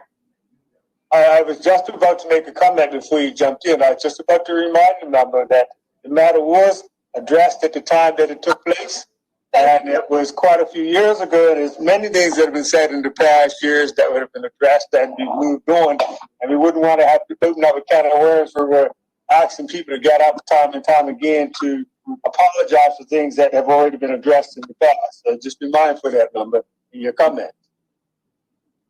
Okay, thank you very much, Mr. Speaker. I will be guided by your comments. But, Mr. Speaker, I find it interesting that you going back to the Hansard and using the Hansard as vindication when the audio, and I invite members to listen to it. I invite persons to listen to it, and you can judge for yourself to see what was said and what was not said. And going back to the Royal Gazette, one thing is that they're quick to use my name but slow to give me a phone call, because I have yet to receive a call to find out what my side of the understanding is. What did I hear? Well, because I was there.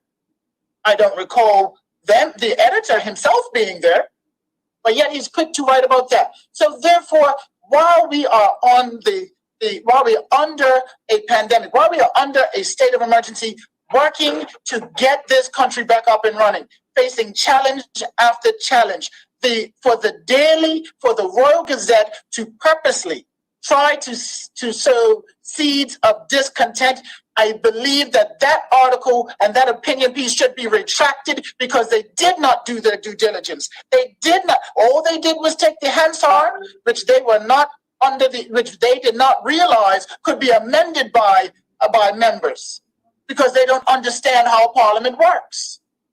But yet they're quick to put out information that is inaccurate. And when you put out information that is inaccurate and you are held to account, you should apologize, Mr. Editor, for misleading the country. And I would expect that not just tomorrow, because tomorrow is not the biggest media or print day or highest viewership or readership of the Royal Gazette, but on Monday morning, there should be a retraction from the editor of the Royal Gazette on that piece, with an apology to myself and to Jason Hayward for mischaracterizing us, for misrepresenting us.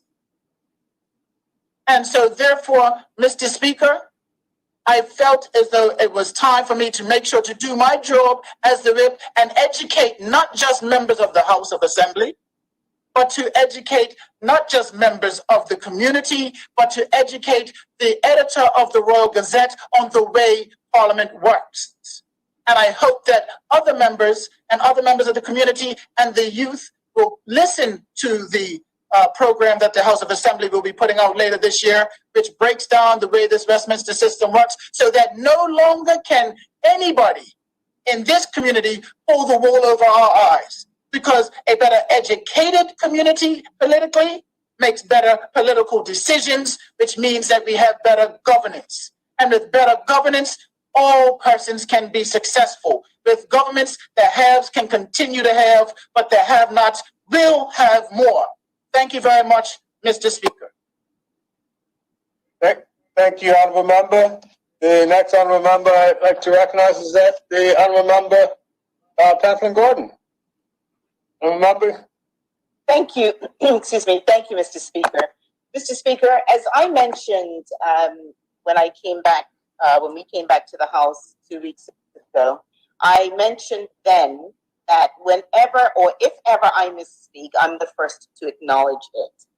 And it was based on that I had the motion to adjourn that I did. I stand by what I saw in the Hansard. The honourable member who just took his seat, just finished speaking, indicated that a Hansard is not a verbatim report, but rather a representation of what was captured, and that members can change the Hansard. I can say unequivocally, Mr. Speaker, that in the events of that particular day, at no time was any request made of me to change or clarify anything that was said on that day. So I can simply say that the Hansard to me represented exactly what I said. And I am big enough, Mr. Speaker, to say that I did not go back and listen to the recording, because one of the things that I do find is that when you come back with a recording and you transcribe it, you can then be accused of manipulating it to suit your own purposes. And that's just not what I'm about, Mr. Speaker. So let me just say that when the honorable member who just took his seat indicated that I, me, my, and mine are words that do not rhyme, and what did we hear? That since the last 16th of March to 18th of May, the number of I's that honorable member had in his statement about, I told my constituents, I sat on this committee, I did this, I did that. Mr. Speaker, let me just suggest, or let me just remind, not just the members of the Honorable House, but there is nobody sitting within the sound of my voice who would have had any different experience other than perhaps the boards on which the honorable member sat, for which he's being paid. Nobody would have had different experiences in terms of our outreach to our respective communities and our constituents. So, Mr. Speaker, I said what I said in the last Hansard. I have not listened to the tape to which the honorable member alluded earlier, and I will do so because I am never one who would want to stand by something if it was inaccurate. But I know what I said, Mr. Speaker. I know who I am, and I know how I think. And it is in that vein that I was able to say the things that I said. It is not up to me, Mr. Speaker, to be the decency monitor for members of the House. It is not up to me, Mr. Speaker. I reported, as the honorable member said back in 2017, what was said to me as I was on my way to the House, as an indication as to some of the insults and the indecencies that we as members of Parliament experience on a day-to-day basis in doing the only job that we set out to do, and that is to do the best that we can for the people of this country.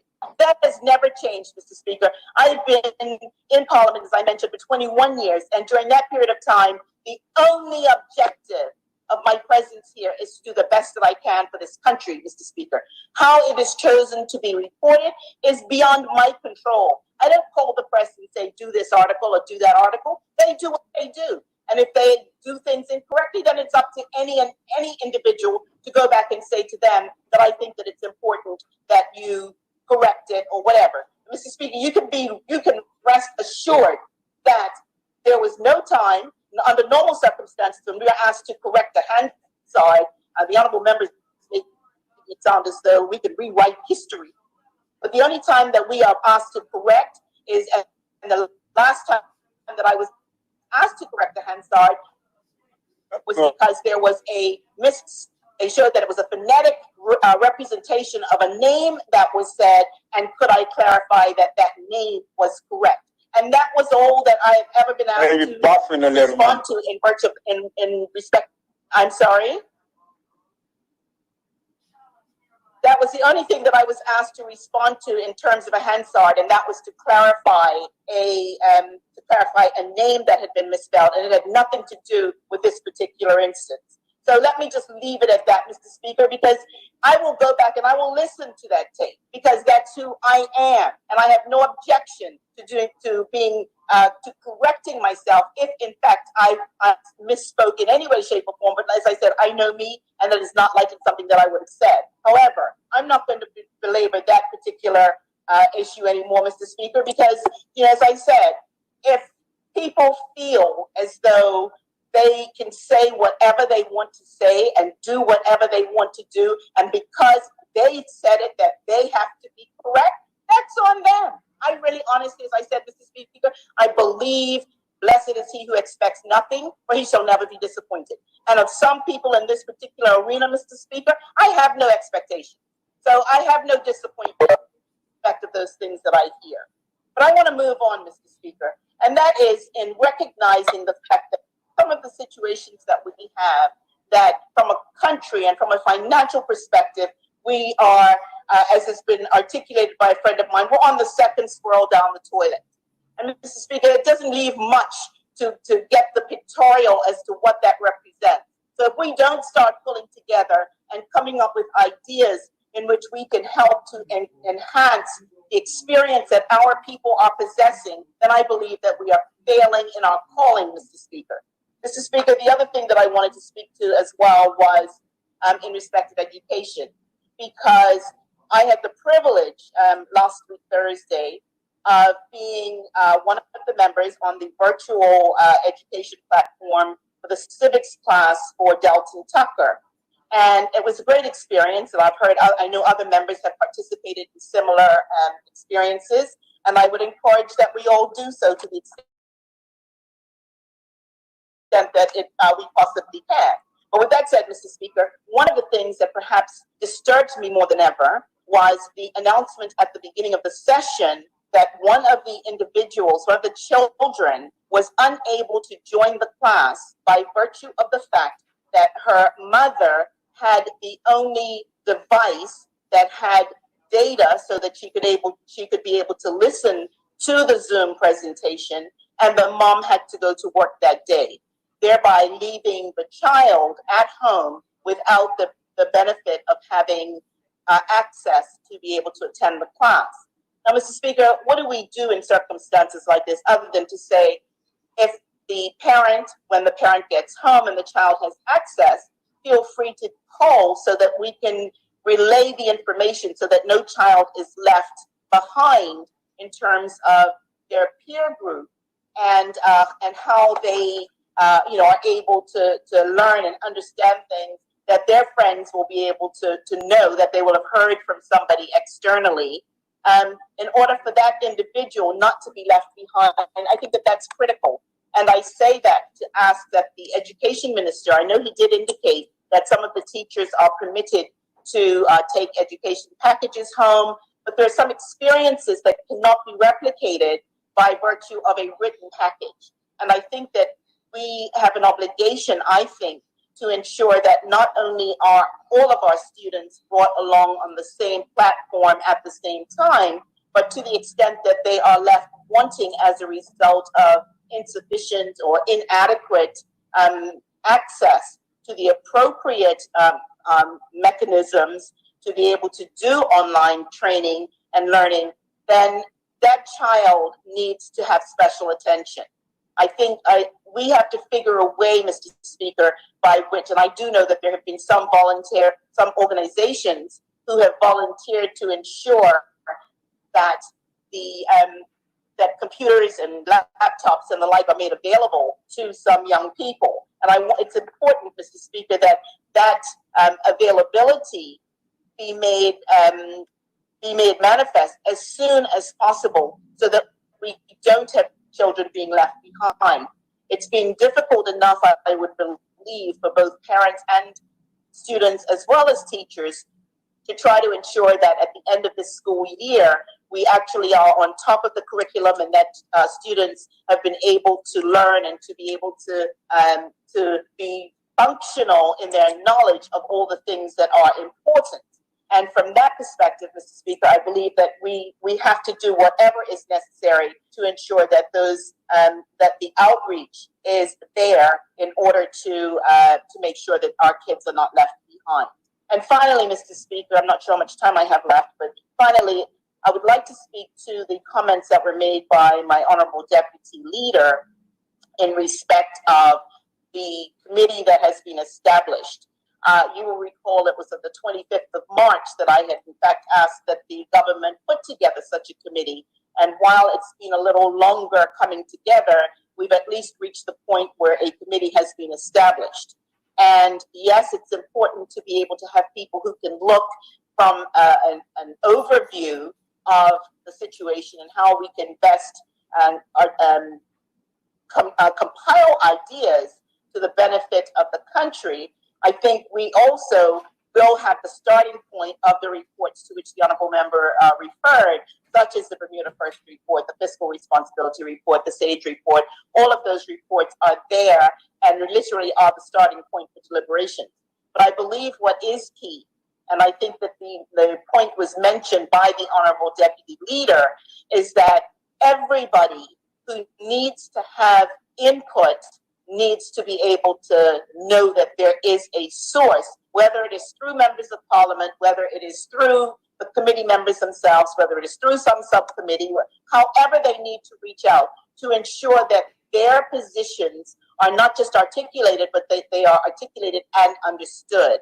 So with that said, Mr. Speaker, I would like for us to do a better job in terms of when we are making policy, and especially under these emergency situations, as we go into stage 2 now, and as we're moving on to stage 3 and stage 4, that we do start to listen to some of those people who are involved intricately in the operations of their particular areas of discipline, and that we listen to them.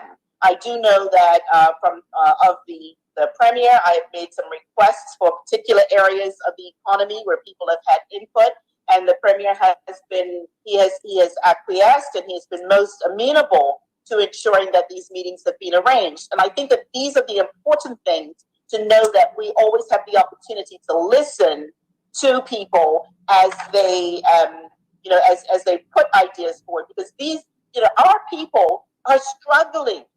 We are struggling, and this is not just from any particular segment of the community. There are some who may be financially better off than others, but they are struggling in terms of recognizing that life is not life as normal, Mr. Speaker. And if life is not life as normal, then I think that we have to recognize what the new normal is likely to be, and we have to be able to adjust with the least possible pain for the most possible people.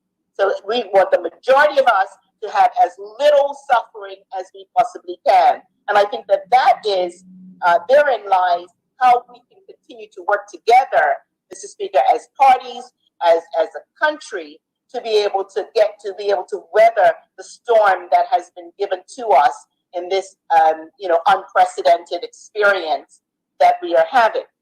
And Mr. Speaker, finally, I'm pleased to know that you made reference to the state that when years have gone by, that perhaps some of the things that we say at that point in time can perhaps, you can apologize from now until forever for things that have been said. And if an apology is not accepted, then you might just as well not apologize. So when people continue to bring things up way down the road, just recognize that it goes two ways. Because when we as a party in government were called cockroaches, Mr. Speaker, that was okay. It was lauded, it was applauded, it was deemed to be appropriate. I never considered that to be appropriate. And yet, when that comes up again in some other points in time, people do take exception. And I took exception to it because, Mr. Speaker, when you speak of one member of parliament, you effectively speak to us, speak of all of us. None of us is unique in this parliamentary experience. We all are tarred with the same brush whenever there's a criticism that is made. It's never necessarily that the OBA members did this or the PLP members did that, but it's the parliamentarians.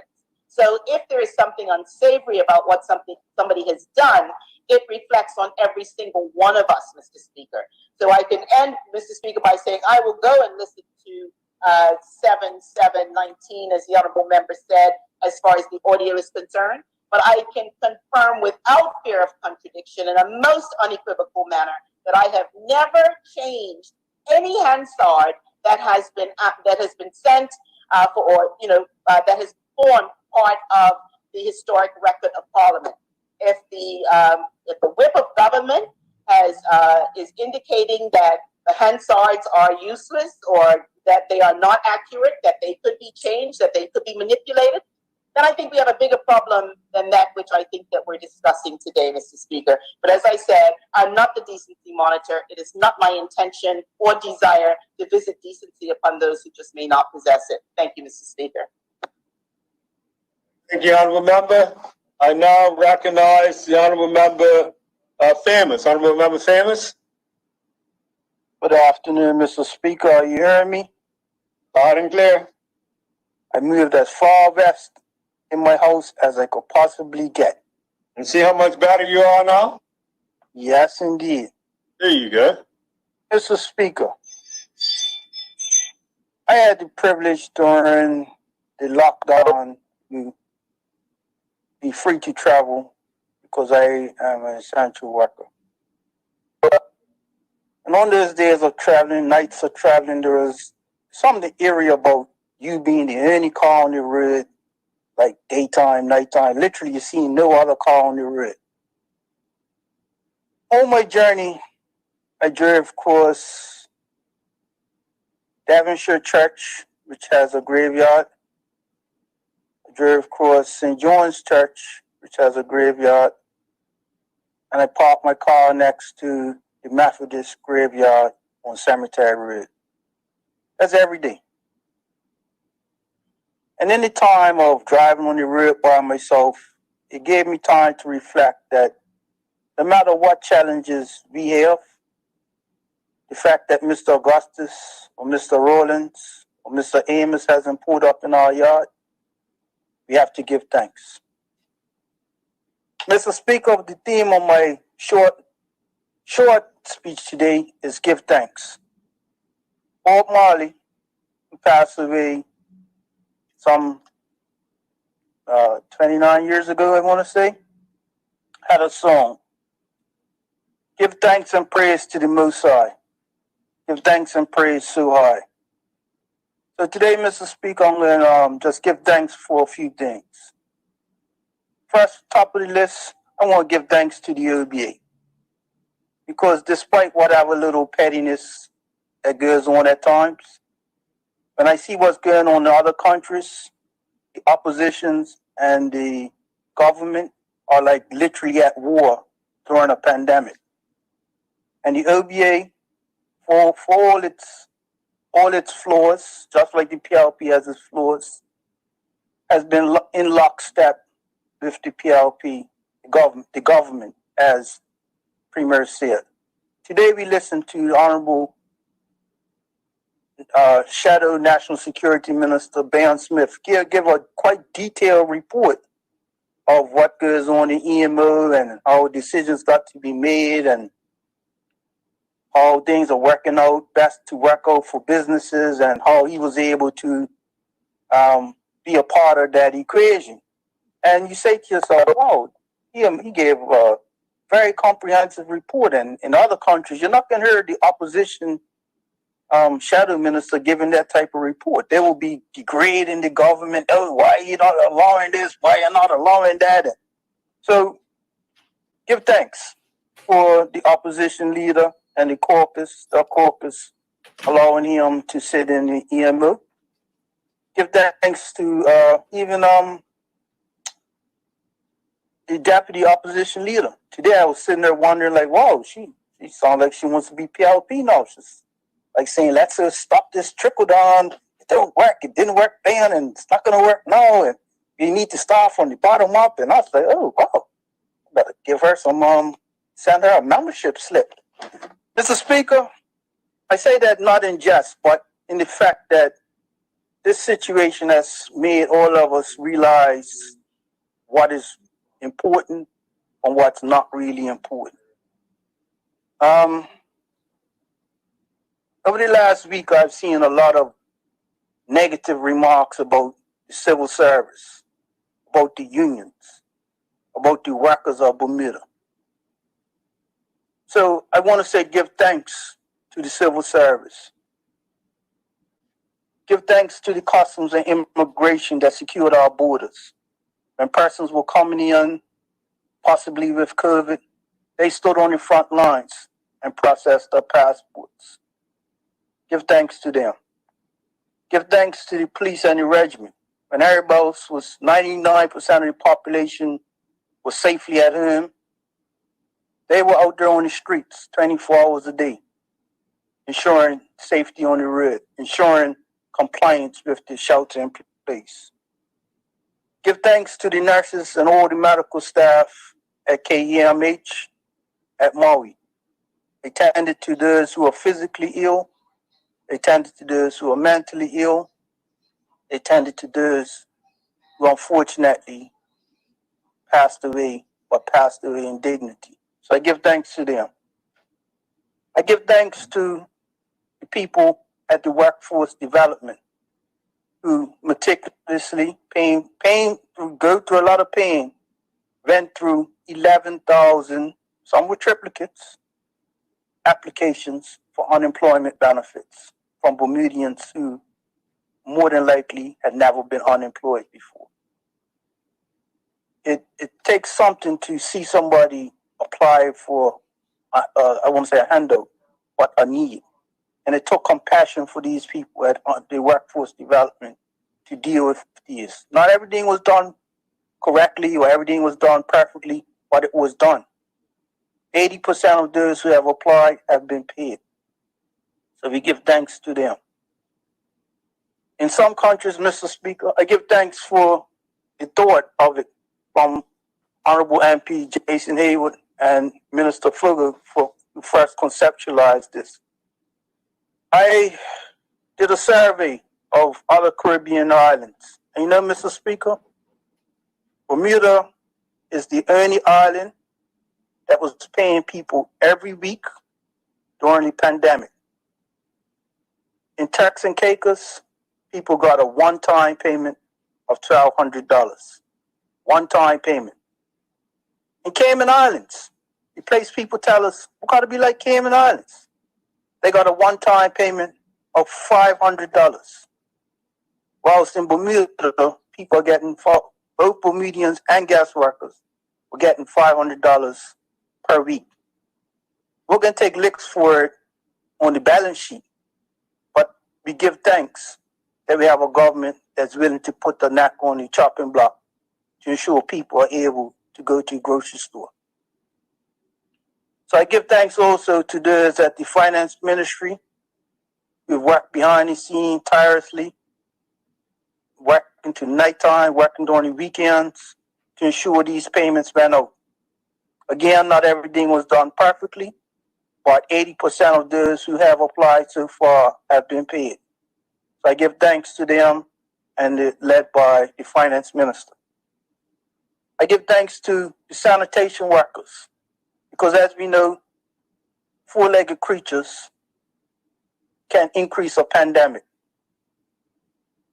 And they came out every day during the lockdown to ensure our streets were clean of refuge and trash. So we give thanks to them. I give thanks to the teachers who had to innovate and do Zoom teaching. I've had the privilege of being invited to 2 Zoom meetings, and it was amazing to see the children attentive and the teacher keeping them focused on the lessons that had to be learned. So I give thanks to the Ministry of Education who have switched from in-class to online teaching, despite 1 or 2 people who might not have an instrument here and there, the bulk of students have at Zoom learning. Mr. Speaker, most of all, I give thanks to the people of Bermuda who have been disciplined, who have attentively listened to information versus scaremongering. At first, people were like, oh, 5G is killing off people. Oh, this is killing off people. Oh, Bill Gates is killing off people. But they listened to those press conferences every week, every day when it was first coming out, and they learned, they studied, they disciplined themselves. You could hardly you see people driving around with masks going, no, versus that's not really needed, but the point is they understand the gravity of the situation.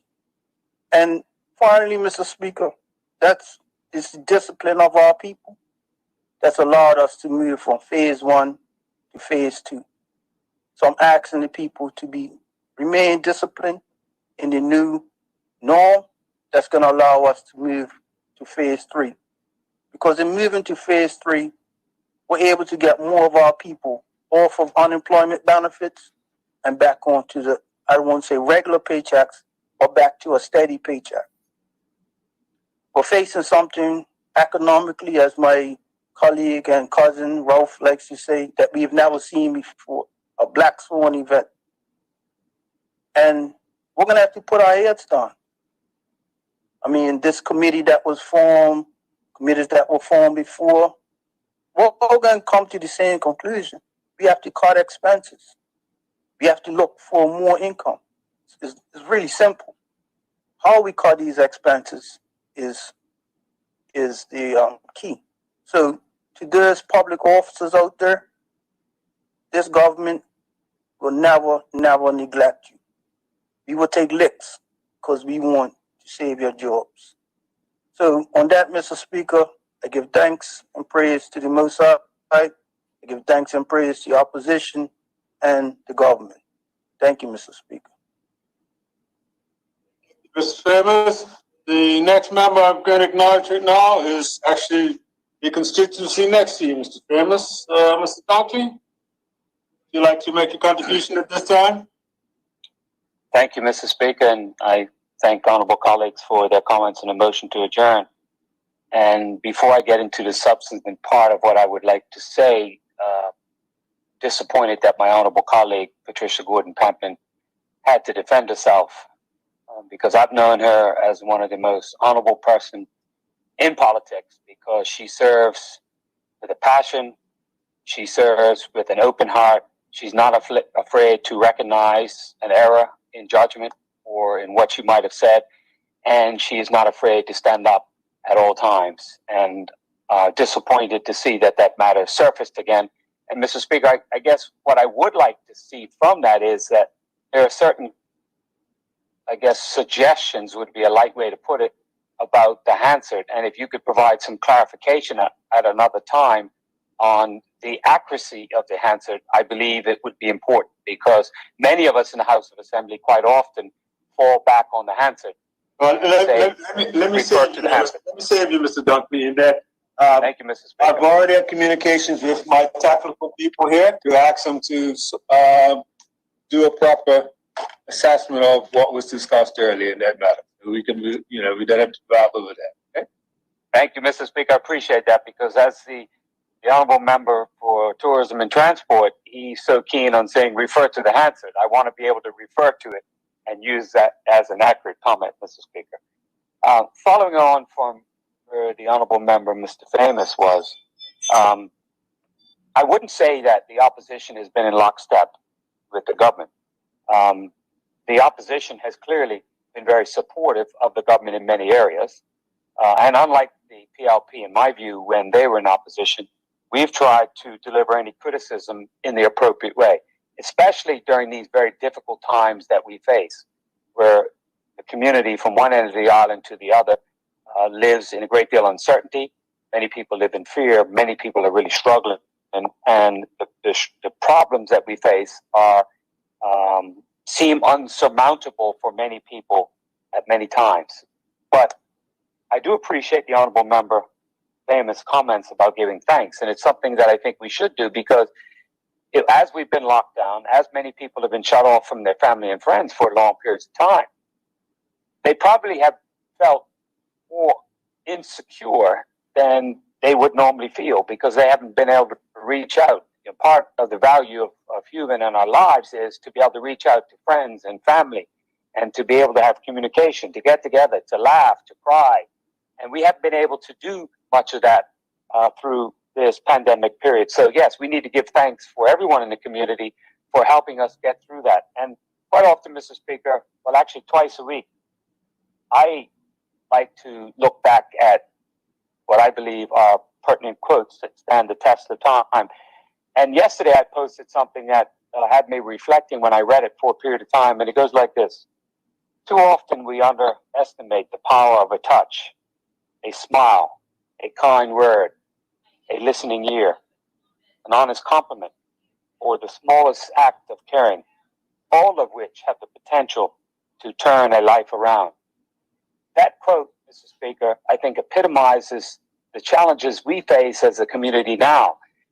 And it is great to see members of parliament reaching out to their colleagues, as we've heard earlier, reaching out to their constituency, as we've heard earlier, because many people are living in a void, living in a vacuum. And that's the only way we're going to get through it, is if leaders in the community rally together, do everything we can to try to put ourselves in a better position to go forward.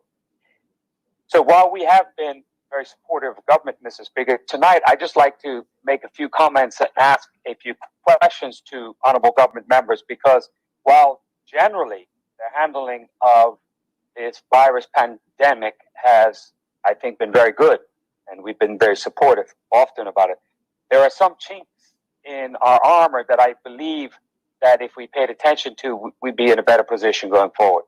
Now, Mr. Speaker, earlier in the day, we ran out of time on ministerial statement questions. So I just wanted to ask a couple of questions on those statements. And the first one was in connection with food security. And taking your advice, Mr. Speaker, the question I will ask. And as I said to you, and I also had communication with the Speaker, with the Minister, it's a little leniency on allowing it, but don't stretch your grace too far. Yeah, Mr. Speaker, I will attempt to ask the question to the Minister of Tourism and Transport, which, with your guidance, that's what you suggested should be done. Basically, I was saying you could address the Minister of who you put the original question to under the guise of what his statement was, meaning his statement did mention shipping, but you have to direct it to the food supply and not anything else in reference to shipping. If it's something else related to shipping, you need to put that in another question at another time, because that wasn't the content of the statement this morning. The statement did mention shipping. I give you credit for that. But it did mention shipping as it related to food supply, nothing else. Right. If your question is related to shipping and something else, it would have to come at another time in another format, because that wasn't part of the statement this morning from that particular minister.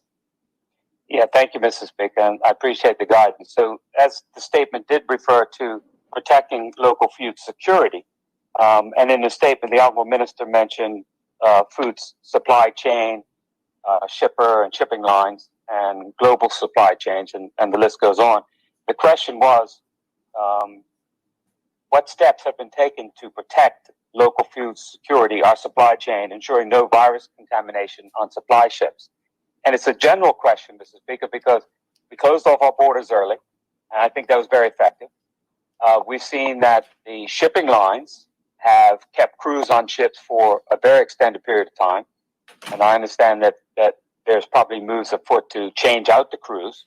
And so, in looking at how we progress from the lockdown to phase 1 to phase 2 and on, it's important to make sure that if there are any potential holes in our safety net, that we address them. And one of the ways that's been raised up to me, and I'm sure it's been raised to the government, is making sure that our shipping, our chain of supply through the 3 freighters that come in on a regular basis, are not put off by any contamination on board the ship. And so the question was generally to the government on what steps have taken place to make sure that any changeover of crews, if that happens, or any changing of pilots as the vessels come into the island every week, is done to make sure that there's no spread or cross-contamination if it was to be impacted on any of those individuals. And I think it's an important question, and I'm sure it's one that the government has considered, and it's one that I think the community would look forward to some answers on, because in the beginning of the pandemic, we were very concerned about the frequency of the freighters bringing in our supply. And while that concern might have ebbed slightly over the past couple of weeks, I still think that it is something we need to make sure that we continue to have that strong chain of supply. So that's the question I'd like addressed to whichever minister would like to answer that part of the questioning.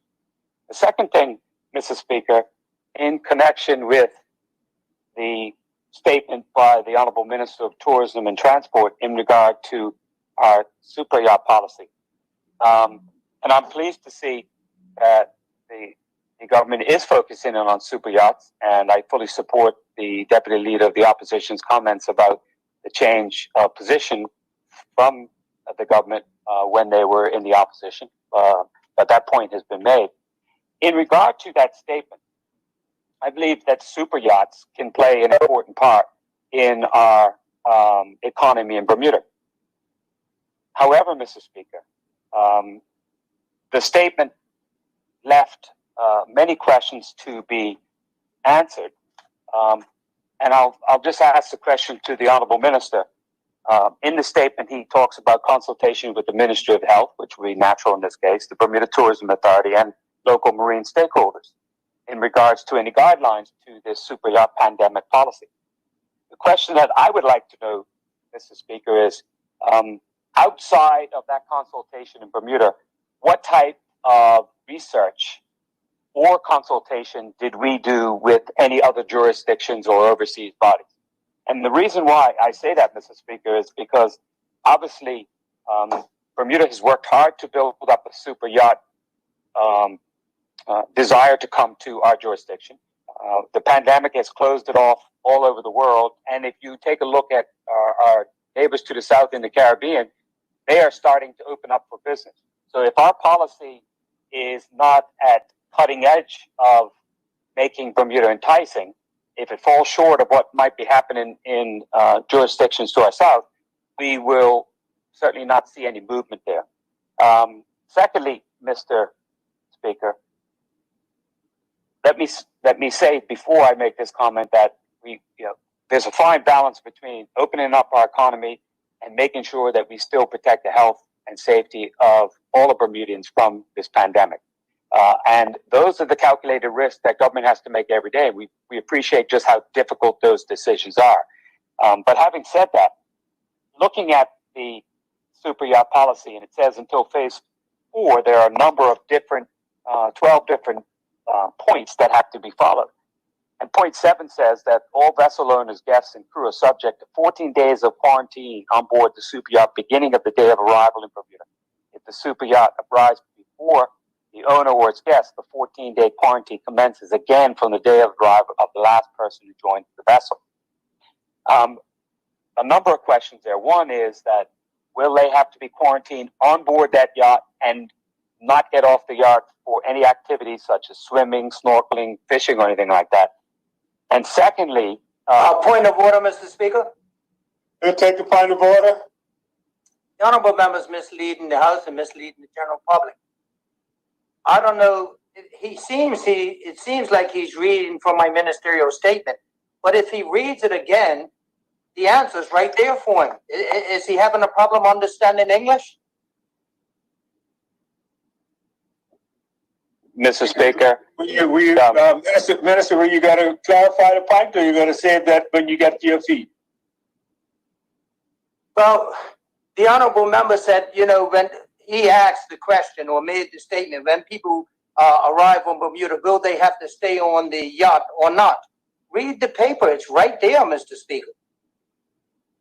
Mr. Speaker, I read that clause 7, and yes, I understand English, and those type of comments are certainly, I would think, inappropriate if we're trying to have a reasonable debate. But that's the way the honorable member tries to be from time to time.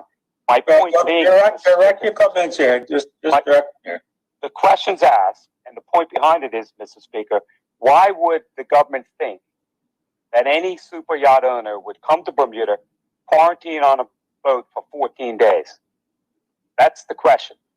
And if you go back to the questions I asked earlier, have we compared what are they doing in other jurisdictions? Because if other islands to our south are opening up and allowing more freedoms, then we certainly don't have a chance of having this be successful.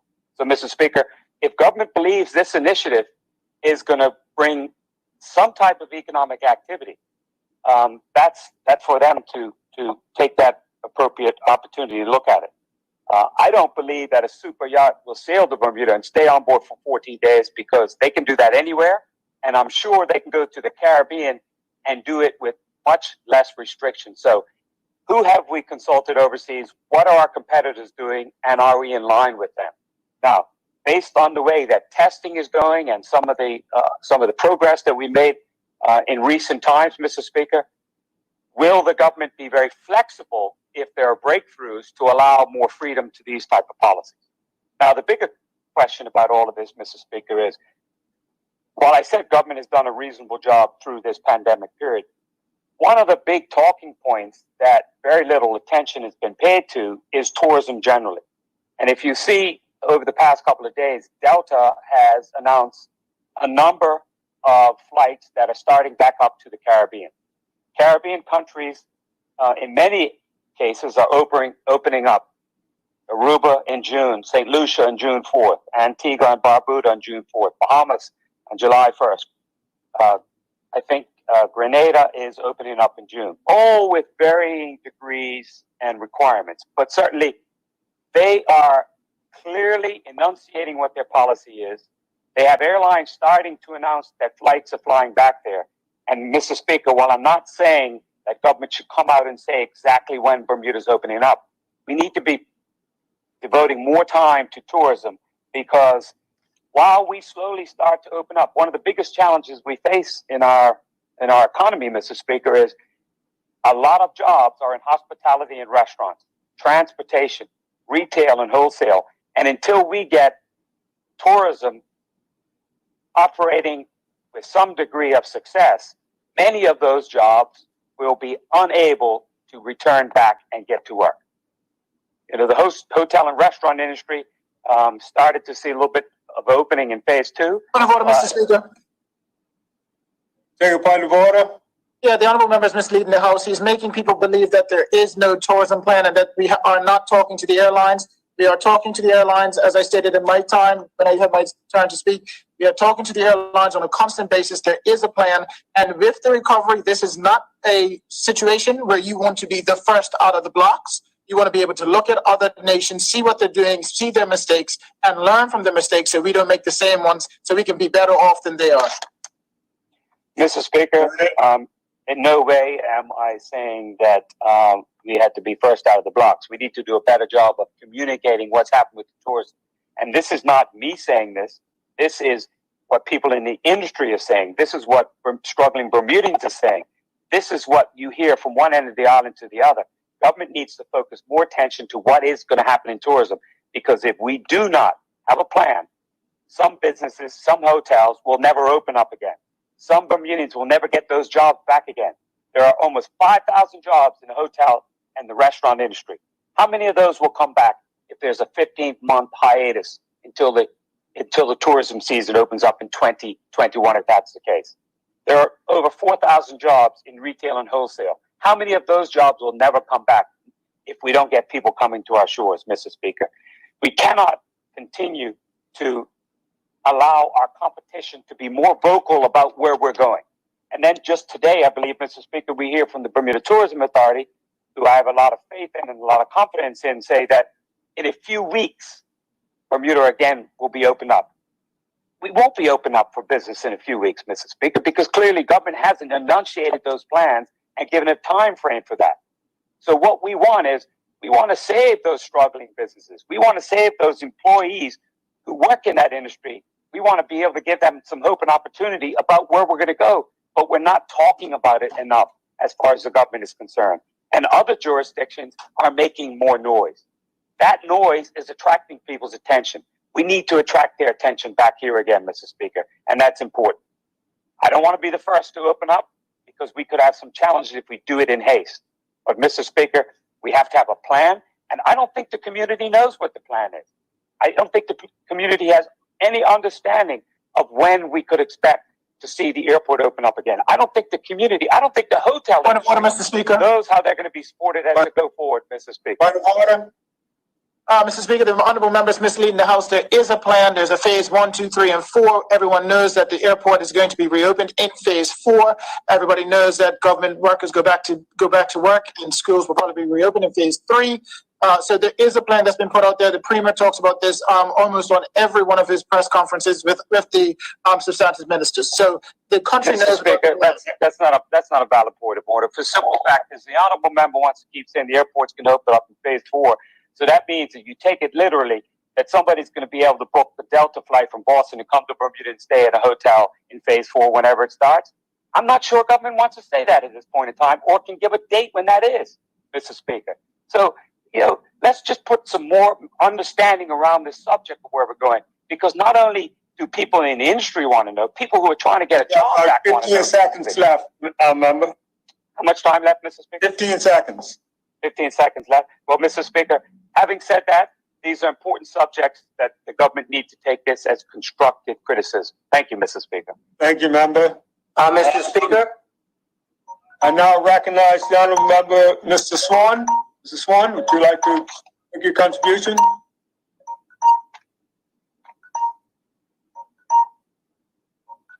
Mr. Speaker, I heard the minister trying to get your attention. I would yield if the minister wanted to jump in. Yes, I do.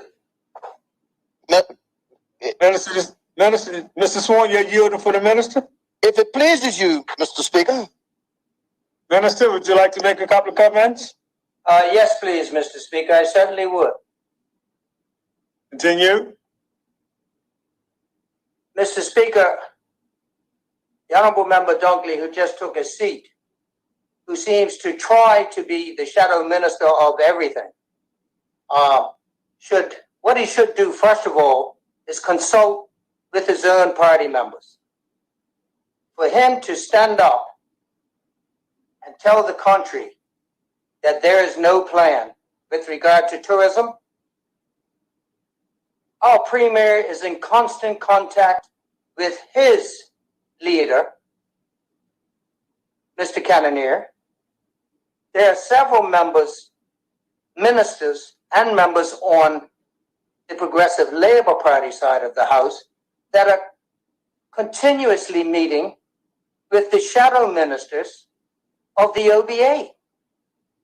So for him to say that there is no plan, I find that astounding. Astounding, Mr. Speaker. Then he says that the super yachts, who would bring a super yacht to Bermuda and be quarantined on their yacht for 2 weeks? I thought the Honourable Member Dunkley was a little bit smarter than that.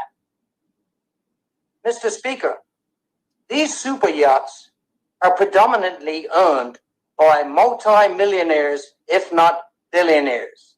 And when these folks use their yachts to travel around the world, Mr. Speaker, what do you think you think it takes a day to travel from the Mediterranean to Bermuda or to the Caribbean or to Australia?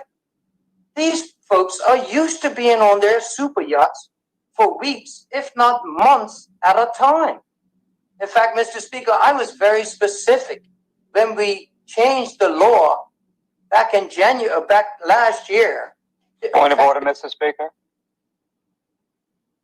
Point of order? Yes, Mr. Speaker. Putting aside the childish personal comments, my point about the owners of these super yachts is simply this. It's not traveling around the world. It's coming to a destination and sitting on a yacht for 14 days without being able to do any activities. They have freedom to roam wherever they want, and they will look at the most freedom they can get.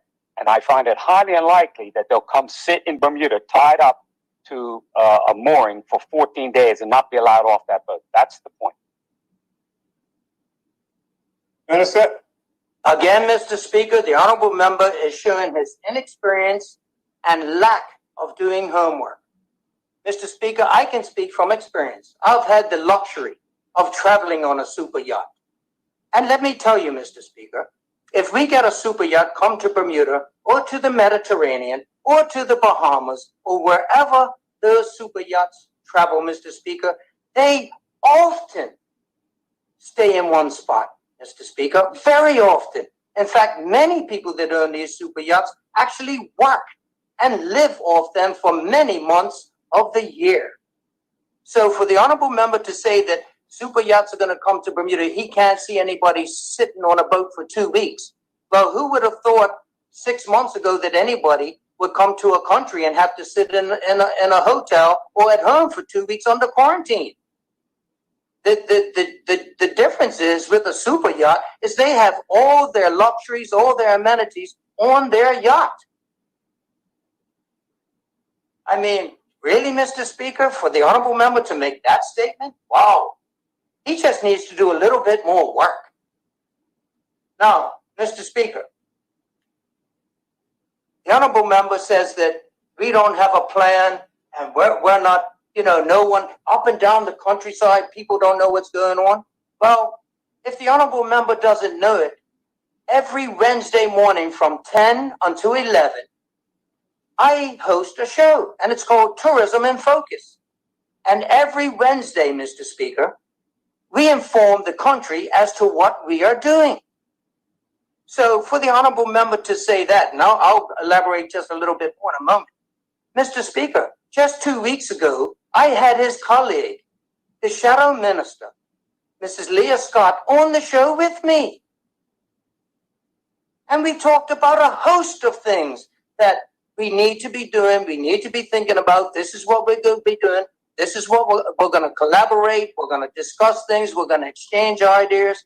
No different than what the premier is doing with the Honorable Member Dunkley's boss, his leader, Craig Cannonier. I mean, you know, we've put bipartisan politics aside with regard to this virus, and we're doing a lot of work, Mr. Speaker. And when he says no one knows what's going on, he even said that the hotels don't know what's going on. The honorable member needs to talk to some of the hotel owners. We're talking to all of them, Mr. Speaker. We have a group of hoteliers, the Bermuda Tourism Authority, and a host of other business owners and the unions, Mr. Speaker. And we are talking 3 times a week, sometimes 2 to 3 hours at a time. Trust me, Mr. Speaker. We are working very, very hard to work out where we're going to be, at what time we're going to be at, and where we're going to be in 2 to 3 months from now. And a lot of decisions cannot be made just yet. We are preparing, Mr. Speaker. But remember, until our trading partners open up their borders, we are not going anywhere. So the consultation, the many hours and hours of meetings that we're having, Mr. Speaker, is going to bear fruit. And trust me, Mr. Speaker, as one prepares for war, when a soldier, what does a soldier do all year, every year? They're in the trenches, they're training, they're working, they're learning how to fight, they're learning how to shoot the weapons or fly the planes, and they're ready. When the war comes, they're ready, Mr. Speaker. And that's what we're doing in tourism in the country. We have a huge amount of stakeholders that are participating in this, Mr. Speaker. And may I say, all across the spectrum, by the way, all across the spectrum. So for that honorable member to say that, you know, there's no tourism plan, he needs to only talk to the colleagues that he sits next to in that very house, Mr. Speaker. That's all he has to do.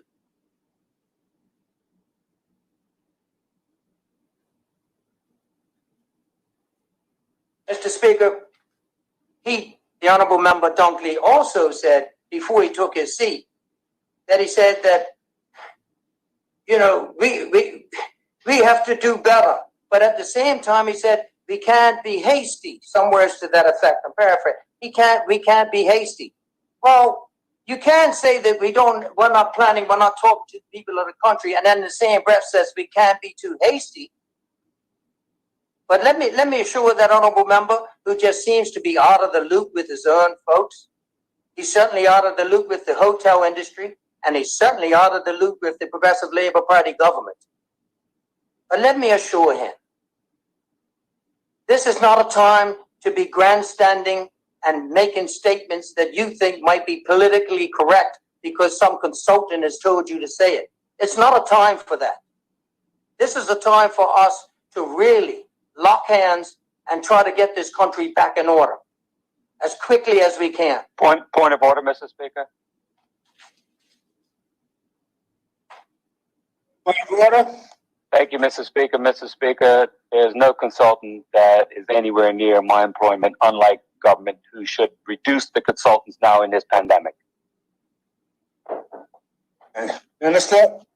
Wow, it's really grasping at straws now, Mr. Speaker. But anyway, and let me say this: we have consultants right now. I have probably, Mr. Speaker, about 60, 70 consultants. And you know who they are, Mr. Speaker? The stakeholders of this country. And let me tell you, I've enjoyed working with them. I enjoy having their knowledge to assist us as we get ready for reopening, to assist us to come up with ideas of specificity in terms of our priorities and what we're going to do in terms of criteria as we open up the doors to this country, Mr. Speaker. So, you know, I'm just happy that we as a team, this government team, have been able to talk to the stakeholders in this country. You know, the finance minister announced his economic recovery team today. Those are the types of things that we have been doing and will continue to do to get this country on track, Mr. Speaker. And what I would advise that honorable member to do is, look, don't use this forum to grandstand at this particular time. Let's get the country back up and running, and let's get our people to work. Thank you, Mr. Speaker. Thank you, Minister. The opposition whip, would you like to make your contribution now? Sir, I can certainly go ahead. I didn't know if Member Swan wanted to speak, but I'll take my spot. So, Mr. Speaker, I have come to realize that apples really don't fall far from the tree. Since I've been at home and we're shelter in place, it's given me an opportunity to get in touch with folks that are living at home, that are retired, that are aging. And the more people that I speak to and the more people that I've been living with in close proximity, because we're all sheltered in place now, I'm becoming more and more aware of and on the verge of becoming concerned to make sure that our seniors are kept in the forefront and are honorably taken care of. And in the first instance, and of course, yes, everybody recognized in this COVID landscape that yes, our seniors population is at the highest risk. We certainly immediately had probably our biggest scare of this COVID infection in our rest homes, and so additional attention was brought toward the senior community here in Bermuda. And of course, as we have now all been at home and stores are closing, we're realizing the numbers of our seniors who are not able to get to the grocery stores easily, that maybe don't even have the financial capacity to purchase large amounts of food in order to keep in their house for the length of time that we had the shelter in place. And thank you to all of those in the corporate and the third sector that have provided sustenance for our seniors over this period of time. But I realize that it's not just in this COVID environment. And what is really coming to the surface for me is that, as I've heard the Minister of National Security say, this is our opportunity to start to plan and create an environment where we can support our most vulnerable, so that when we come out of this COVID pandemic, we can have a new normal that is so much more supportive for the most vulnerable in our community. Mr. Speaker, I see that there are so many fears, and our seniors who have spent so much time in this country, on this earth, they have a wealth of knowledge and experience just by their time, their age, the experiences that they've had. And when I see that we are, observing our elderly who, as they have medical needs that require hospitalization, and the fear that going into the hospital, there is going to be the additional risk of infection. The possibility is there. The fear is there for them. I don't know if there are seniors that are at home in discomfort right now because they don't want to leave their homes because they're afraid that, one, if they venture out into the public, that they're going to be susceptible to this virus, or that if they are sick enough and require hospital treatment, that they may be entering into an environment where they'll end up with a secondary situation, which could be the COVID virus as an infection. And so as I'm observing and listening to many people in the community who are seniors and are at home, are isolated, And it's interesting because now that there are so many people at home, the community feel, because we're home with them. So those that are retired and spending their days at home now have the company of neighbors and family, because we're here and we're not distracted by the 9 to 5 and the 5 to 8 and the 24-hour, hamster wheel that so many of us are on in the business world. So this is an opportunity for us as a community to really get in touch with and recognize that we do have a population of people who are at home, who are super valuable to this community, that we need to absolutely support and love and take care of, not just now while we're at home and we're in close proximity and can pay more attention to people who are home because they have retired, but that when we come out of this, we certainly need to keep the momentum of making sure that we provide support. And so I don't know, there was a time when the OBA was government, there was a senior advisory committee, and I believe that committee remained through the transition into the PLP government. And there was a lot of work that was done to have an action plan put in place to support people who are aging at home. And I know that there were an awful lot of regulations and policy, and that the Department of Aging and Disability Services, I'm sure, had taken on the tasks, especially with rest homes, to make sure that there were standards and procedures and all that good stuff. But I'm talking about that community support. I can remember that in that senior advisory committee, there was talk about people who volunteered and would make the rounds and visit with people who were infirmed and living at home that couldn't get out on a regular basis, and that there could be a community of people who had clusters of people that they would commit to visit. And there was talk of daycare facilities and places where people could go and have some camaraderie during the day. And of course, if those things are, and I do know that there's some that is taking place, and of course in this COVID environment, it has also been closed and curtailed for now.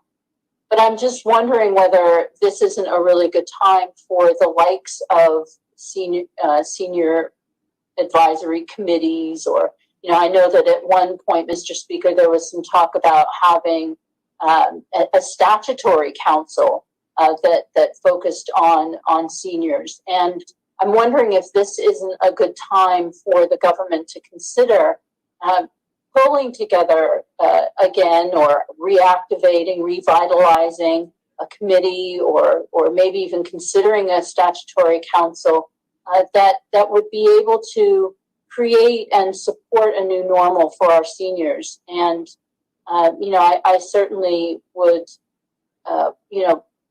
do anything to support that kind of initiative if the government were willing to pursue it.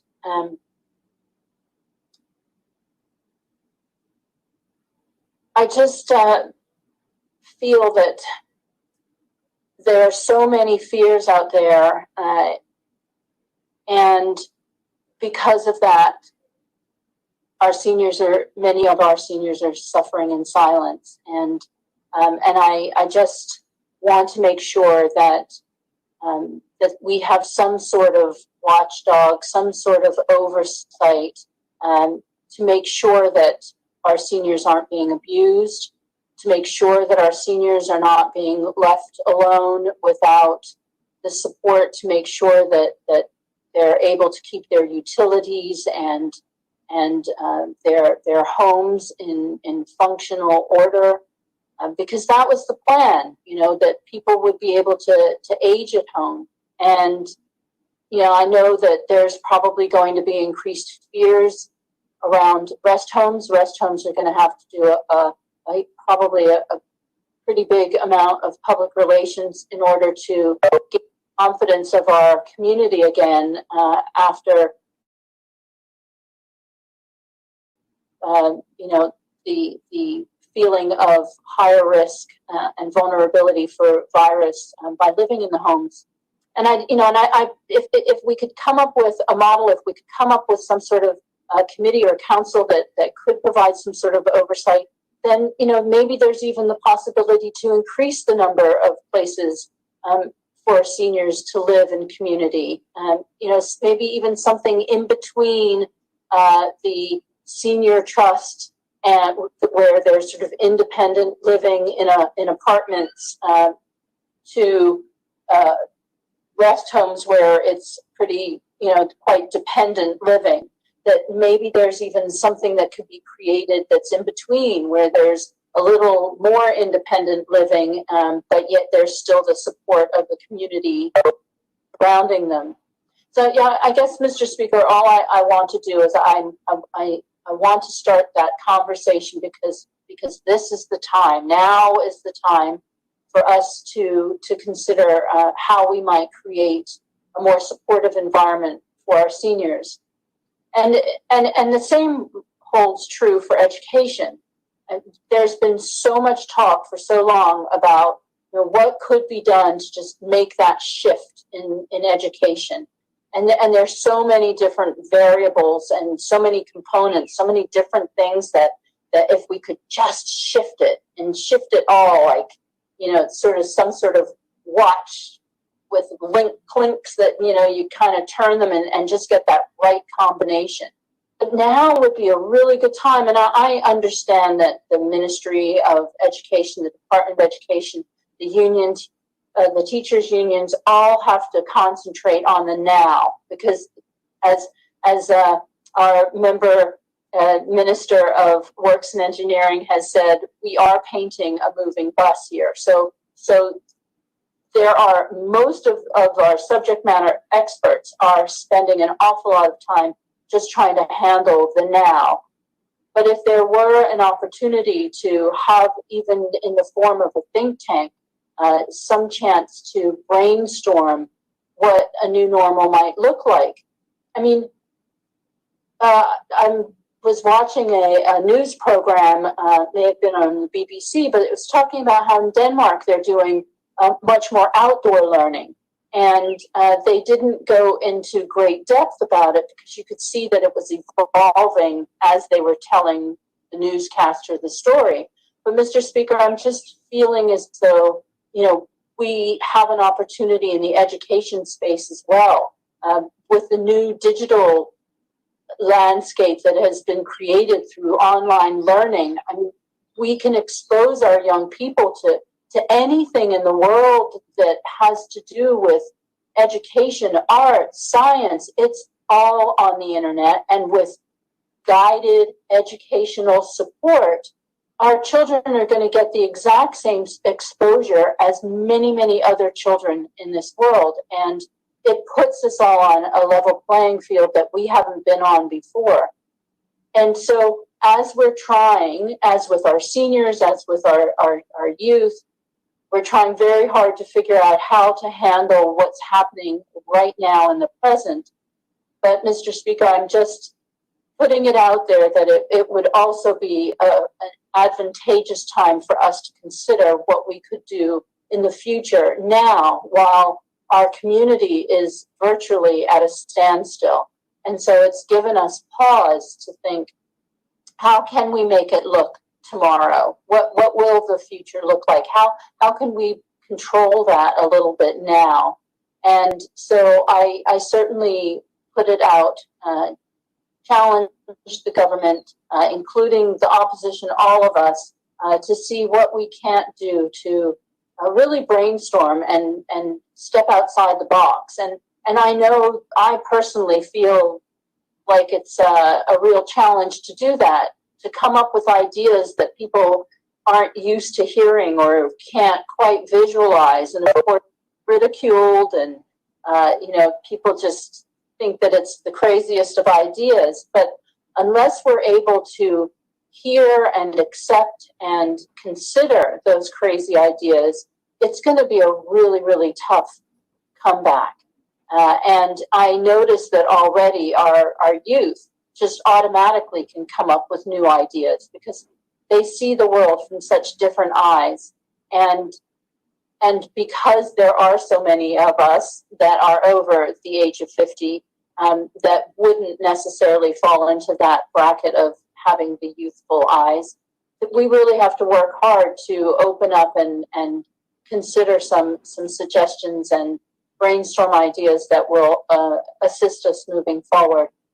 And with that, I'm going to mute my mic and bid you a good weekend, Mr. Speaker. Thank you, honorable member. And now recognize honorable member, Mr. Commissioner. Mr. Commissioner, would you like to make a contribution at this time? I certainly would, Mr. Speaker. All right, here. Thanks so much. Mr. Speaker, I was watching the news last night with my wife, and they had an interview of the manager at Lindo's in Warwick, the friendly store location, I guess. And he spoke so highly, and they focused on the staff, some of the staff who were just happy to be working. They're in the stock room. But he took time out to really celebrate the selflessness, the initiative of one of my constituents. Her name is Brandy Stone.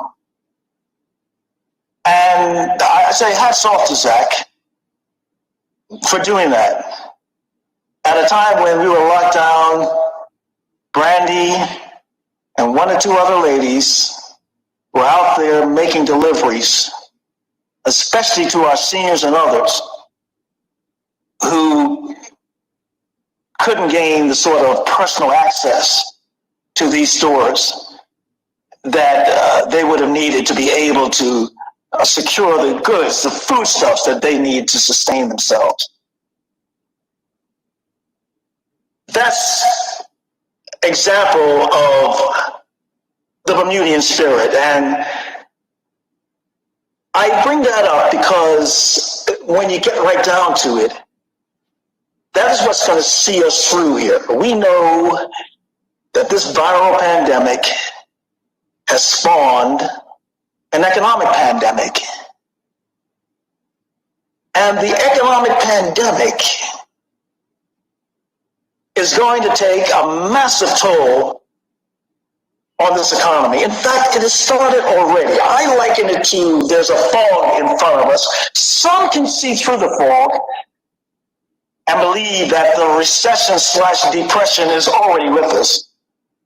But for many of our people, they haven't yet been able to really see through that fog. I believe it is up to leaders on both sides not to sugarcoat, not to indulge in what I call reckless bouts of optimism and positivity based on quicksand because it makes people feel good. That's not the time for that right now. We need to call it as it is and enlist our fellow Bermudians in this army. This is not going to be a sprint. This is going to be a marathon.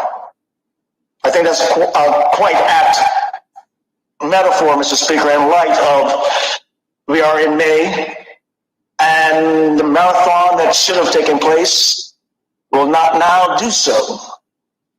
In fact, would anybody bet against Cup Match not happening this year? It's highly unlikely. There's been no official announcement. But, Mr. Speaker, I want to just talk about this issue of shared sacrifice because we're hearing that again. We heard it in 2008, 9, 10, 11, 12, 13, 14, and 15. Many Bermudians have not yet recovered from that recession. And I'll tell you right now, this economic pandemic will make 2008 look like a tea party. This may be 2008 times 5 or 6. Our finance minister has made it clear that worst case scenario is a deficit ballooning to between 275 over a $250 million to 375, that being the range. He has proposed mitigation to reduce that to his goal of having, at the end of the day, a deficit no greater than 175 million. He said that, however, before the growing and increasing demands are coming from various economic sectors. We heard of apparently a leaked document coming from the Hotel Association. We know there are other demands coming from other sectors.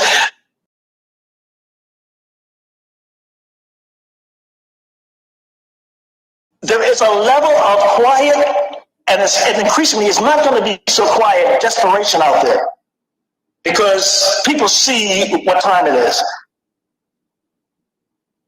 Look at our hotel sector, or hospitality sector, our tourism sector.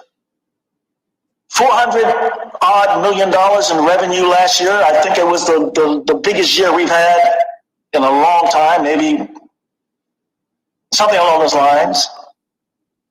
Right now, I'm going to tell you, that's gone from over 400 million down to relatively zero. It's just relatively. This hedged my bets a little bit, but not by much. It represented, and so I wish somebody could correct me here, I'm getting competing figures here, what, 12, 13, 14% of the overall economy in terms of GDP? Well, that's down to relatively 0 too. I know people will, because you got these cheerleaders of IB, uncritical cheerleaders. They only want to look at the upside. They don't want to acknowledge that it also comes with baggage. But you have some who would state that, yeah, tourism is gone. Hey, but listen, we still have IB. But let me disabuse people of that view. You see, it's the Bradley Stones of Bermuda who are working in IB. I mean, not working in IB, who are working in tourism and hospitality. Bermudians, particularly black Bermudians, still form a majority of that workforce. Significant number of foreign workers on work permits as well, but my eyes were open. Bermudians are still a majority, making some of the lowest wages in Bermuda. And the way things are going, many of those workers, if not all of them, are going to be idle or not going to be working in that industry for at least a year. That's my prediction, my projection. I hope I'm wrong. For 1 year. But see, it's not, for those who talk about, we still have IB, oh thank God we still have IB. So you have well over 1,000 Bermudians. I'm not going to count the foreign workers right now. And that's not casting any aspersions their way.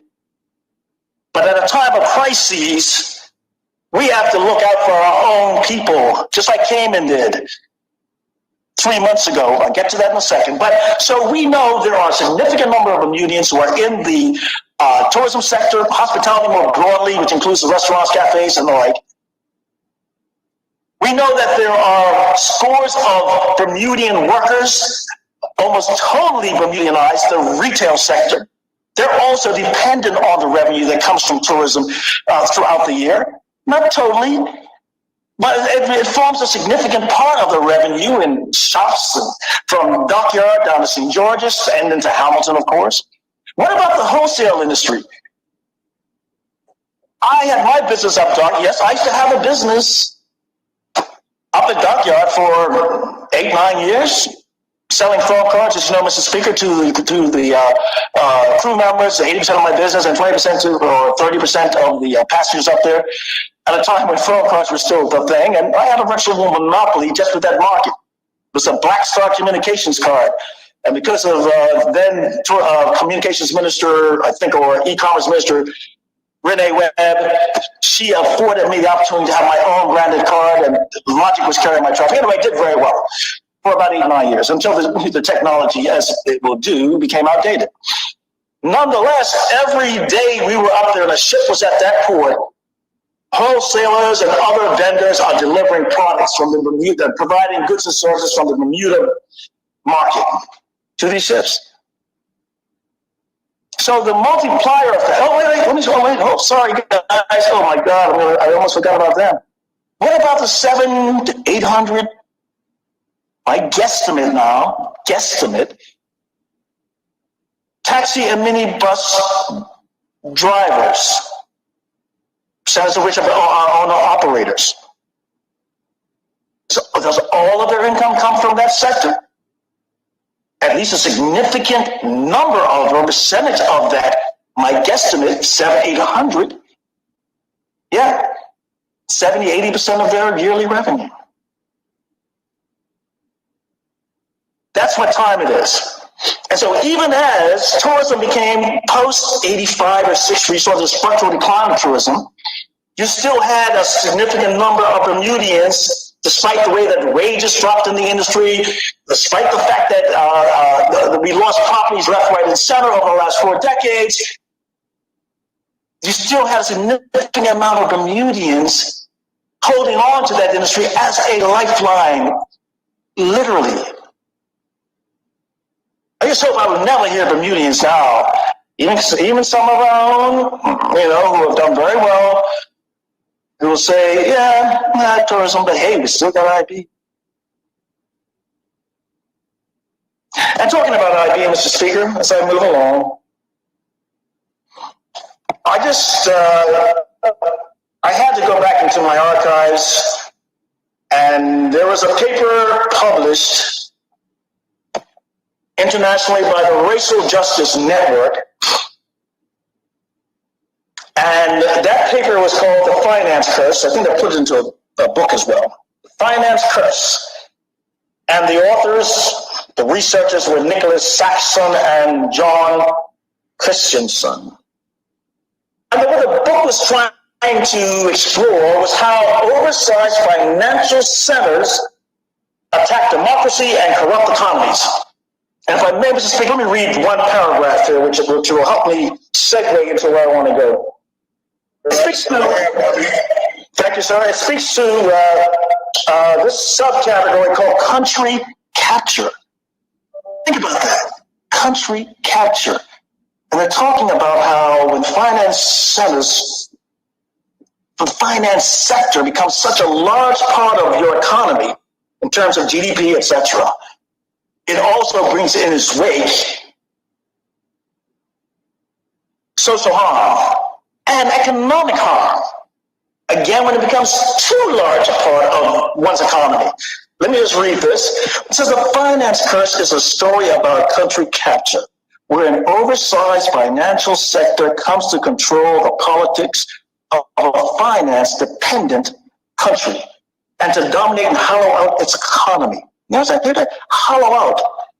Some elements of this capture are already well understood, but our book introduces a wide range of new ideas and analyses. Just only about hollowing out. How many years have we been talking about we need to diversify our economy?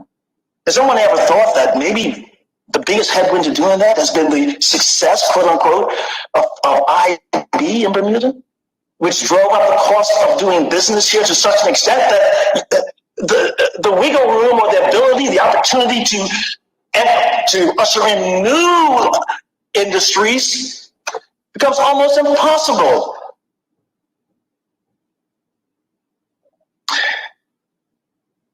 We need to talk about systemic change here. That's what we need to talk about. Before I get to that, I want to stick on this issue. we are going to be asking, because there's no way around it. You hear the term shared sacrifice? I mentioned 7-8 minutes ago. The Royal Gazette had an article the other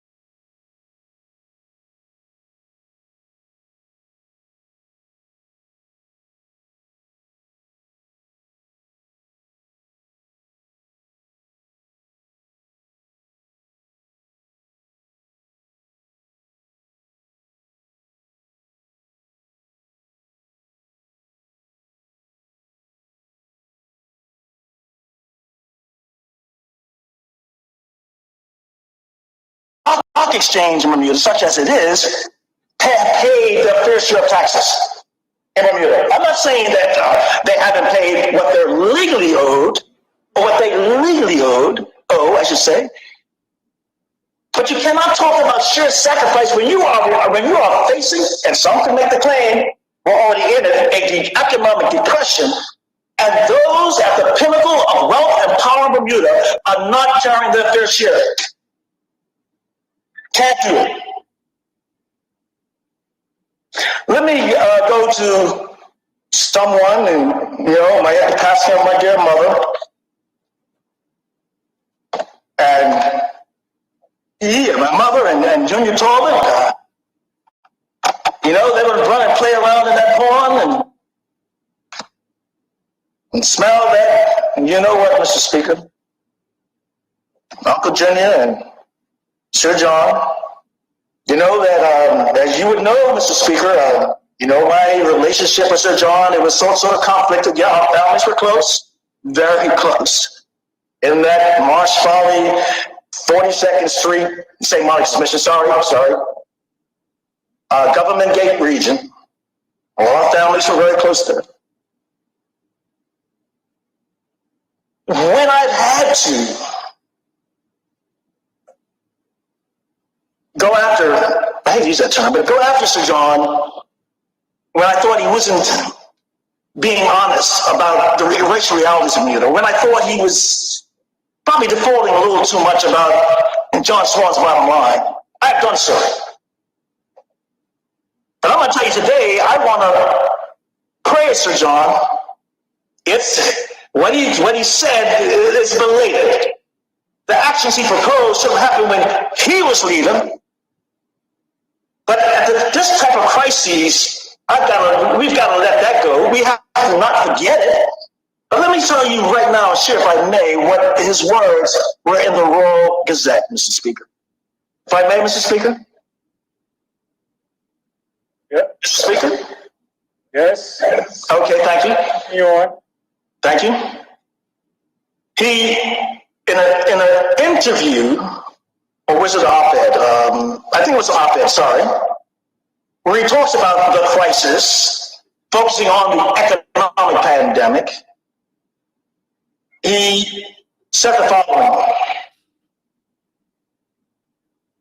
how can we, I guess it's a word he would probably use by default, how can we sell the re-engineering of Bermuda that's going to get buy-in, let's be honest, from the black working poor, the black lower and middle income Bermudians, and those few whites who are also more progressive in their thinking in Bermuda. So Sir John says this. He says the average Bermudian may be thinking, what's in it for me? At the end of the day, I'm no better off. I continue. However, I could benefit if the economic activity of the country rose and the government had a facility by which some of the wealth that was created. Mr. Commissioner, that's in your last minute. Thank you. Right, I'll end on this. He then goes to say, he referred to Singapore, an offshore financial center, and he also referred to Scandinavian countries with progressive systems. Sir John then went on to say, over the years, wealth attrition had occurred in Bermuda, particularly in the black community, he said. Representation of blacks on local boards of directors, for example, was too low, and there were very few large, local, black-owned businesses. Mr. Speaker, I'm going to come back to this hopefully next week or our next meeting in 2 weeks' time. If I may, time just expired. Okay, thank you so much. I look forward to continuing at a later date. Thank you, Mr. Speaker. Ms. Robert, would you like to make your contribution now? Thank you, Mr. Speaker.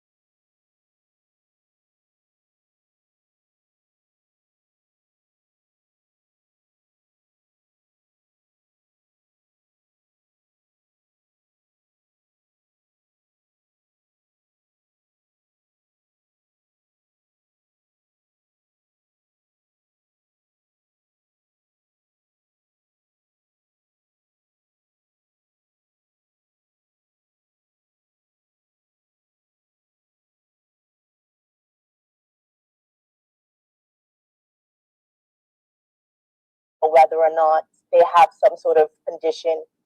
And so people will tend to shy away from testing because they don't want to know. But for those people who are symptomatic and we're shying away from testing, we are not doing our country and our citizens any favors. We have to get tested so that we can get help and get treatment, particularly if you are an essential worker. Bermuda has afforded us the opportunity to get tested. If you are symptomatic, please go get tested. Please report this information to your physicians. Even persons who are asymptomatic, because we do know that many people who we have found to be tested positive for COVID-19 are actually persons who have been asymptomatic. So again, our government has afforded us this opportunity at no cost to go get tested for COVID-19 to help with our reduction rates of COVID-19. I was watching a news report overseas or other parts of the world, and they were speaking to how they were having a difficult time having access to testing, and particularly there's areas around the world which affect Black communities. They have a hard time. There are some areas who really have a hard time having access to testing. So what happens when we don't have access? We are unable to get tested. It delays our access to diagnostics. It delays our access to treatment. And this will affect our health status if we are particularly COVID-19 positive.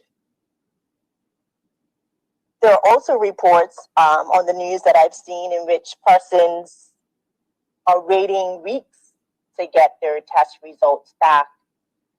And again, that's not good news for people in other parts of the world. I can't say for Bermuda that people are not experiencing weeks before they get their test results back. I had the opportunity to go get tested because I'm an essential worker, and I had my results back within 24 hours. So kudos to the teams, particularly the team down at Southside, who are participating and who are doing the tests for us as Bermudians or people in Bermuda.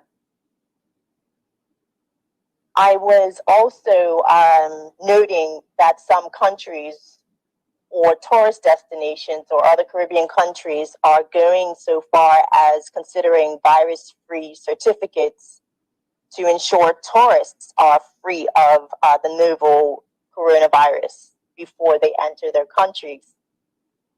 The World Health Organization has already stated disapproval for this sort of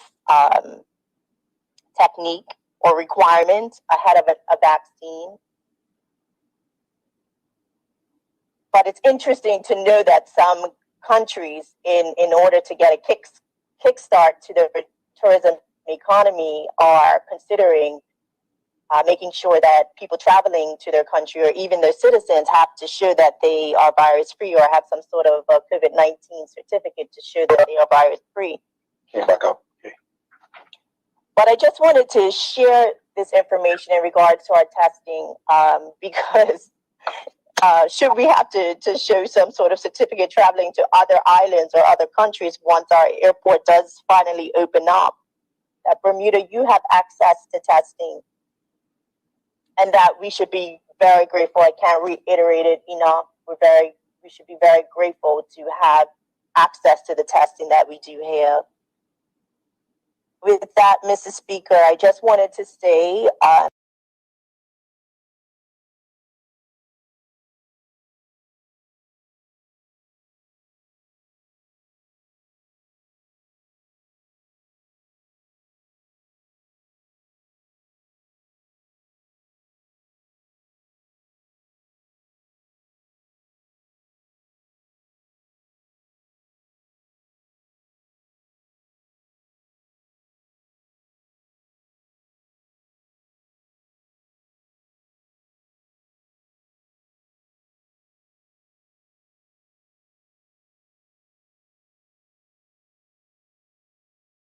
anyone who's interested to tune in.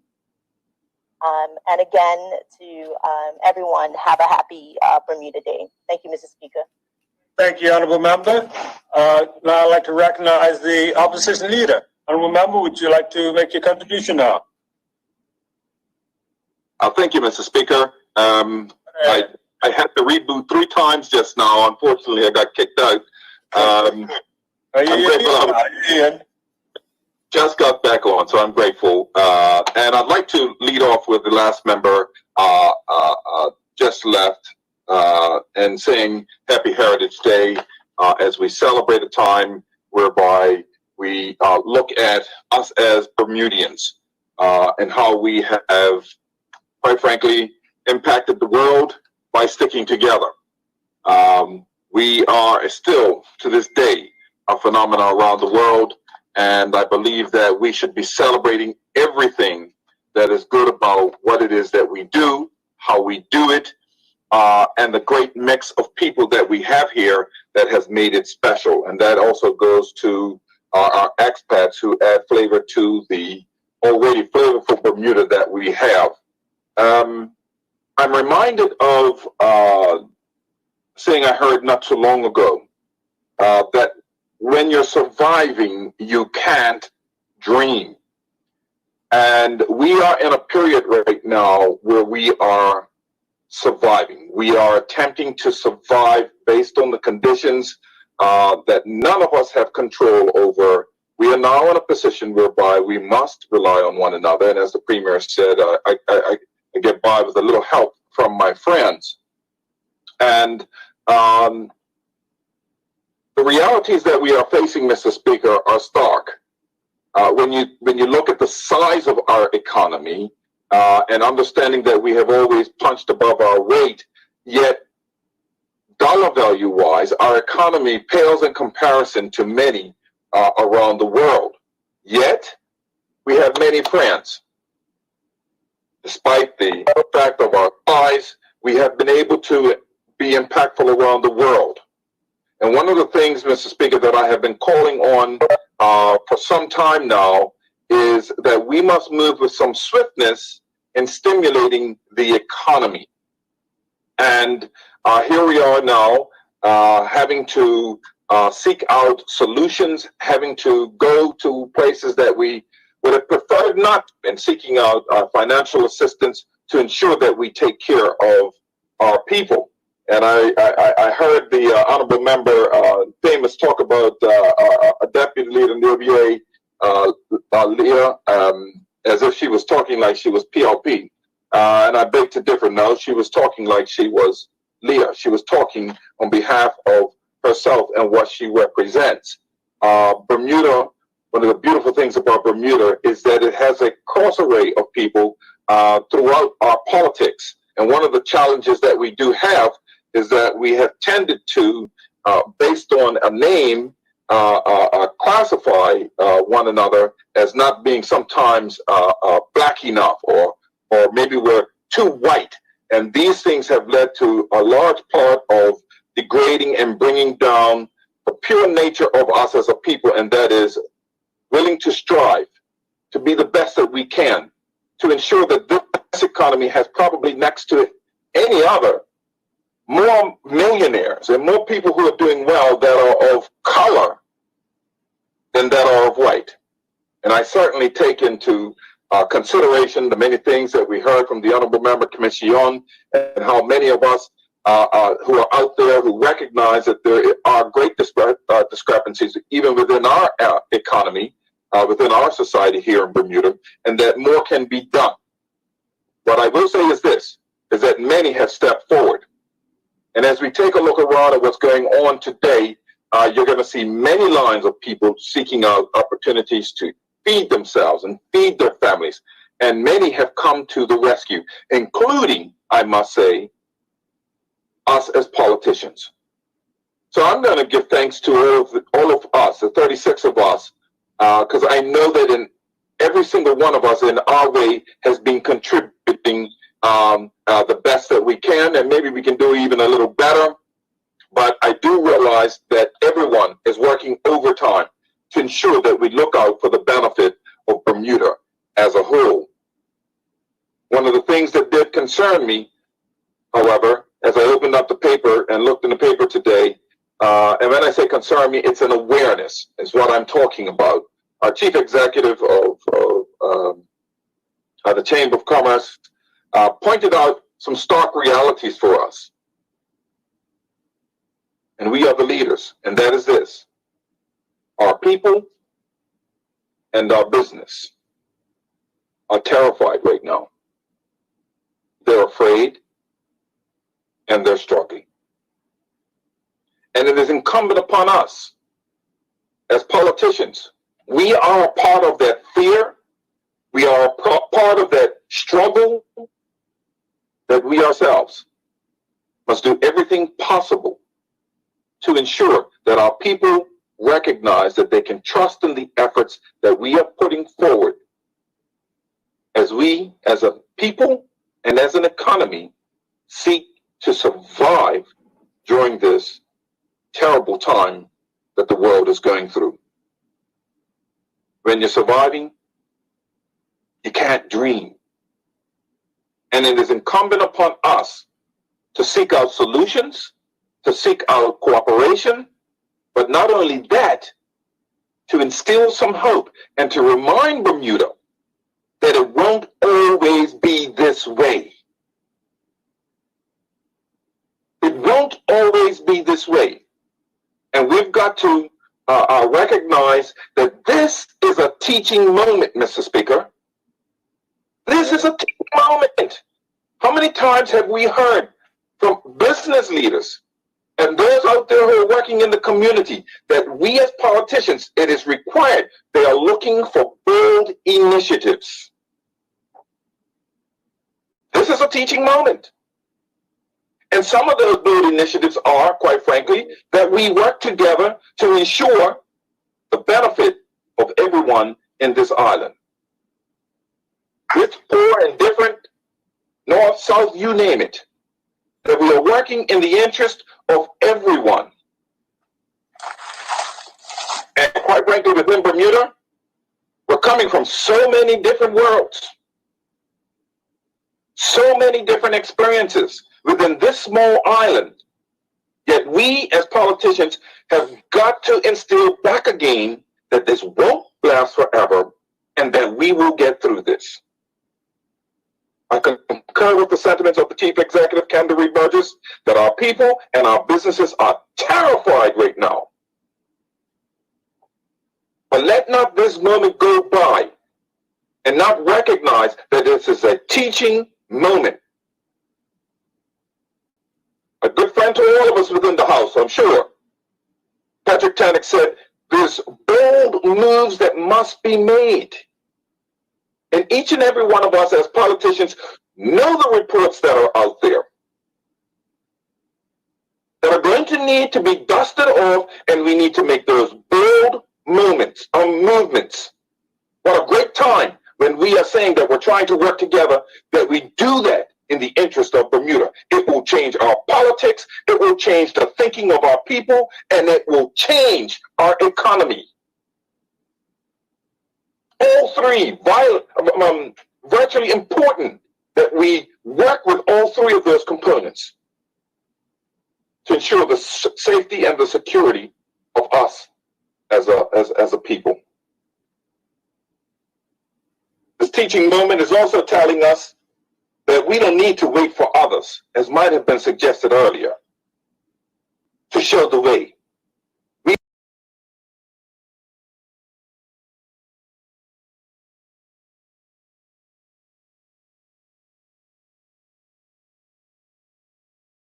are smart people, and we have shown that as we have moved through phase 1 to phase 2, and working together to ensure that we come up with, as best we can, solutions, we are smart people. We need to go back to leading again and showing the rest of the world how to do it. Now, I know people always hate to say, well, you're bringing up somebody saying something about Cayman. Well, Cayman made a bold move and went out and got supplies. So much so that we even took some of those supplies. We need to start making some bold moves as politicians, government and opposition. opposition and government, PLP, OVA, OVA, PLP, we need to be making some bold moves. So it is imperative upon us as a team to pressure one another. Our finance minister needs to get going with that team, because I know that we're planning to put plans in place, but we certainly don't know what the plan is yet. That's why the team is being put together. And it needs to move with some swiftness. And I recognize he's going to need support, and we are there to support him. And he knows that. I haven't spoken to him here lately, the finance minister, but he knows he has my support in moving forward. And so, one of the things that we got to do, as the chief executive said in the newspaper, listen, we got to get people back to work. And how we're going to get people back to work is through direct investment back into this island. And so we need to call on those relationships that were built to ensure that we survive throughout this. And we need to show that we are willing to build an infrastructure that will lead us into the future. And we need to stop skirting around this immigration issue, because we know that it is a lifeline to what it is that we need to do. We need to make these bold moves, and they cannot wait. We're already seeing that the dependency on the system that we all have right now is not working. It is not meeting the needs of our people. And the world is seeing that, the way it is laid out. We're taking too long to get things done. And we've got more information in front of us than any other time in the world. At the push of a button, you can learn how to do something. And I recognize that our ministers are working overtime. I recognize that our shadow ministers are working overtime. And so this is the time that we, as leaders, need to continue to batten down and grit it out, because our survival depends on it. As we move into celebrating our Heritage Day, we are still in the business of creating and making a great people. And so when we celebrate this Heritage Day, you know, and we move on into the summer and having heroes that we elect and the likes, Bermuda has the potential to lead. We must listen to industry players. We must listen to our people. And we must recognize that what we have in existence today is not working. It is not working. And so today, we're going to have to go into more debt to secure the future. That means our children and our grandchildren and their children are going to have to pay for this. No blame here. We've got to find a way through this. But one of the things that I am aware of is that when we put our minds together, we'll come out of that debt faster than we would by continuing on with a system that is not working for our people. And so we got to revamp everything that it is that we are doing and improve on the things that we already know that we're doing well. But that requires stepping out of our political cocoon and trying to be safe. And I'm speaking to myself and I'm speaking to all of us as politicians. Now's the time. This is a teaching moment for us. And as leaders, we can't be ignorant to the fact that this is a teaching moment. Because ignorance will only breed fear, and fear is only going to lead to hatred, and that hatred is going to lead to destruction. And that is the last thing we want for this place we call paradise.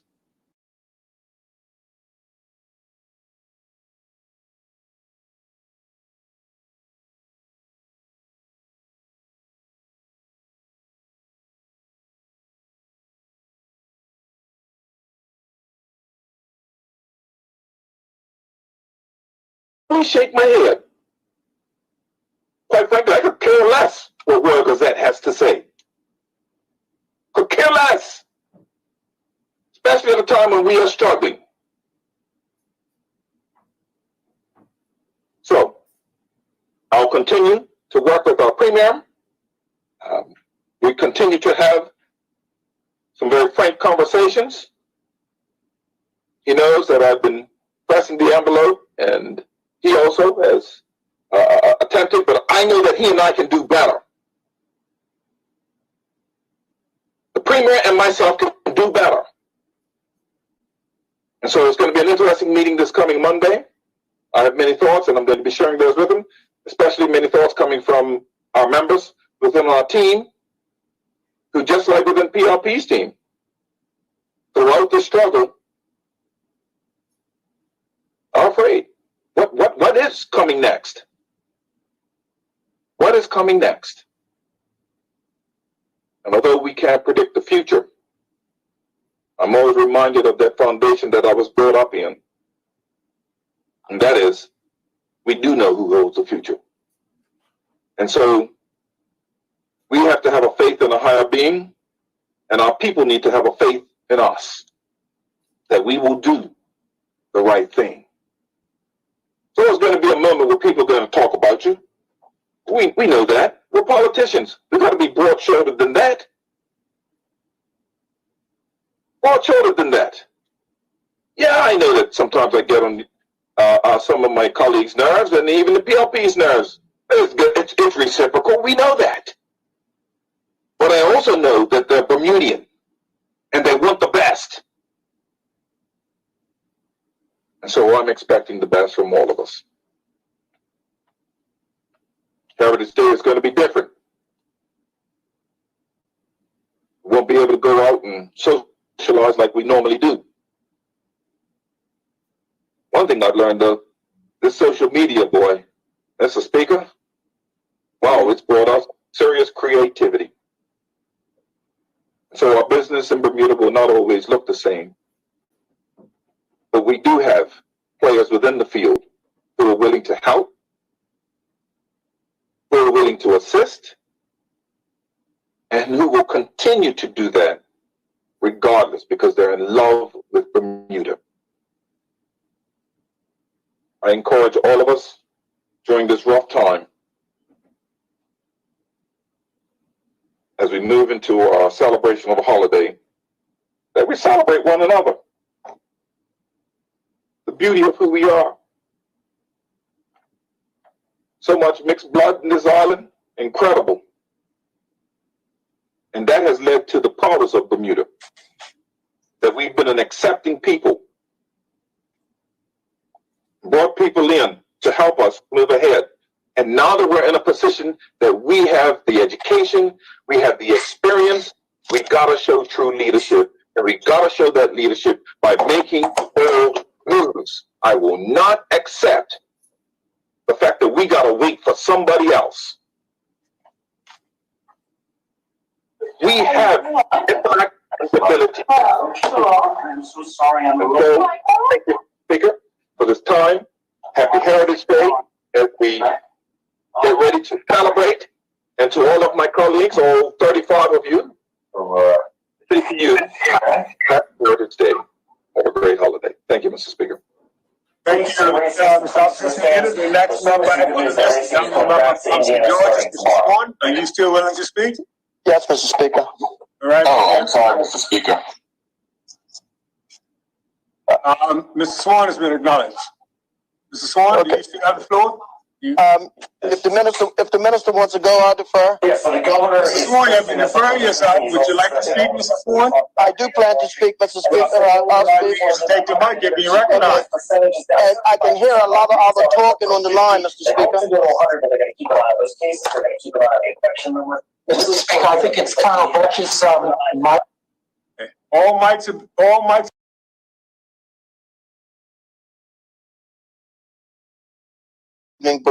Bermuda. I, like all of us, I pretty much have 100% attendance thereabouts in this remote session, Mr. Speaker. I can say that I've listened to every speaker the entire time that we've been here. Is there any, probably one or two members that I can remember could sit in the chamber for the entire time? And I don't I've been here all day myself, sir. And I don't think I'm alone, as I was going to say, in doing that here remotely. But I do know that when we are in the chamber, we ebb and flow. And such, I want to congratulate all of those and congratulate us on moving into the future because of COVID. And Mr. Speaker, when we speak about COVID-19, I've listened today, and sometimes we could speak of COVID-19 like it was a thing of the past. COVID-19 is as much with us today as it was 2 months ago. It has taken on different forms, and economics is certainly driving the whole world to look at this pandemic differently today than we were looking at it 2 months ago, for good reason, because no one has the ability except a few countries to be able to print their money. And Bermuda, we rely on foreign exchange in order to make ends meet and make our economy tick here. And from that standpoint, Mr. Speaker, reality has to set in, and is starting to set in. But as I look at CNN, I'm sure like other folks look at different news mediums around the world, I'm reminded of the importance of Dr. Fauci and how political will can cause the scientific positions not to be as widely publicized. And I do not want us to fall into that trap. Our closest and most largest economic trading partner is the United States. And they are by no means the poster child for us to follow in this pandemic. I think the world knows how they in their election year are at sixes and sevens with each other. I want us to not lose sight of the reality that this COVID is still with the world. And while we're hearing persons, the opposition leader was talking about bold, we need to be bold and do, we need to measure twice or three times before we cut once. Because our 65,000 people pales in comparison to countries like Taiwan, who rely on international business, international trade, and tourism, who have 23 million people with 440 cases and 6 deaths. Point of order, Mr. Speaker. We'll take the point of order.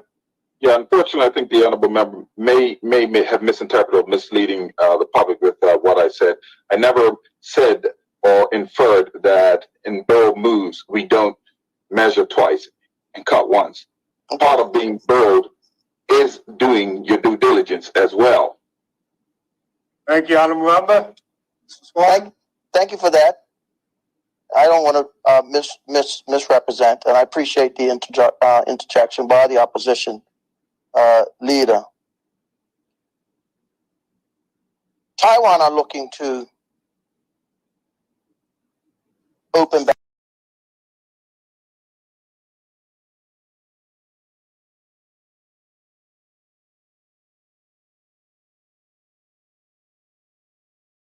From about 7 million down to about 3 million travelers. They still allow travel. They're not that far off of the coast of China.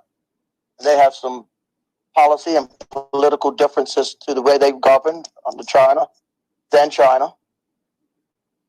But in their 23 million people, they have 440 cases and six deaths. And yet, with 28 days without local transmission, they're now starting to look.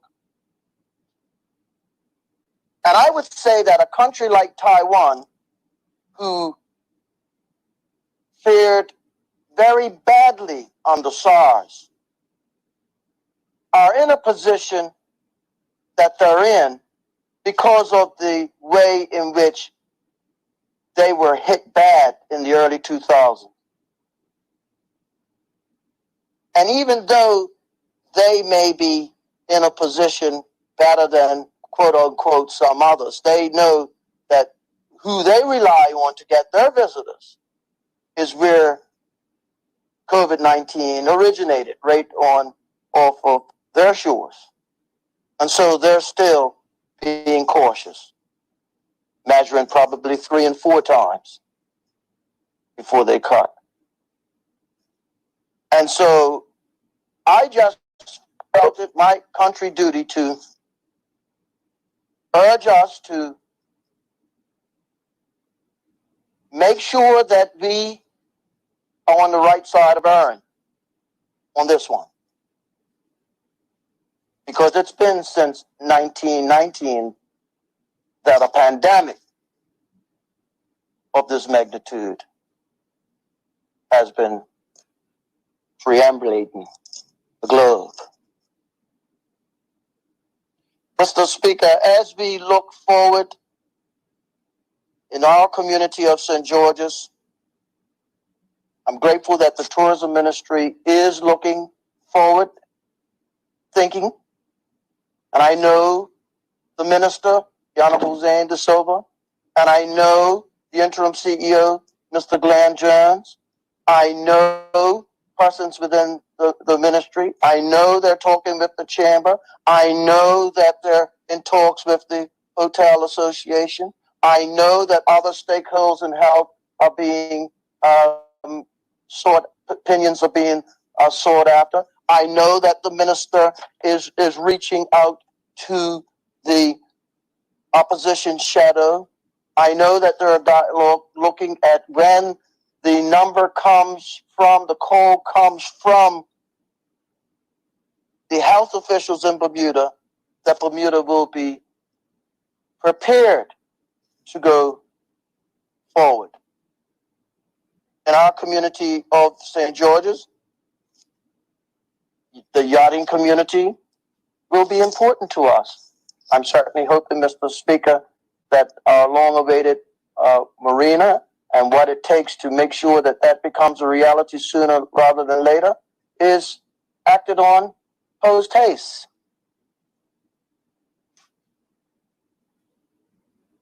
Although the hotel that is being built won't be finished by the end of the year, it's going certainly to be available in the not too distant years as it is taking shape.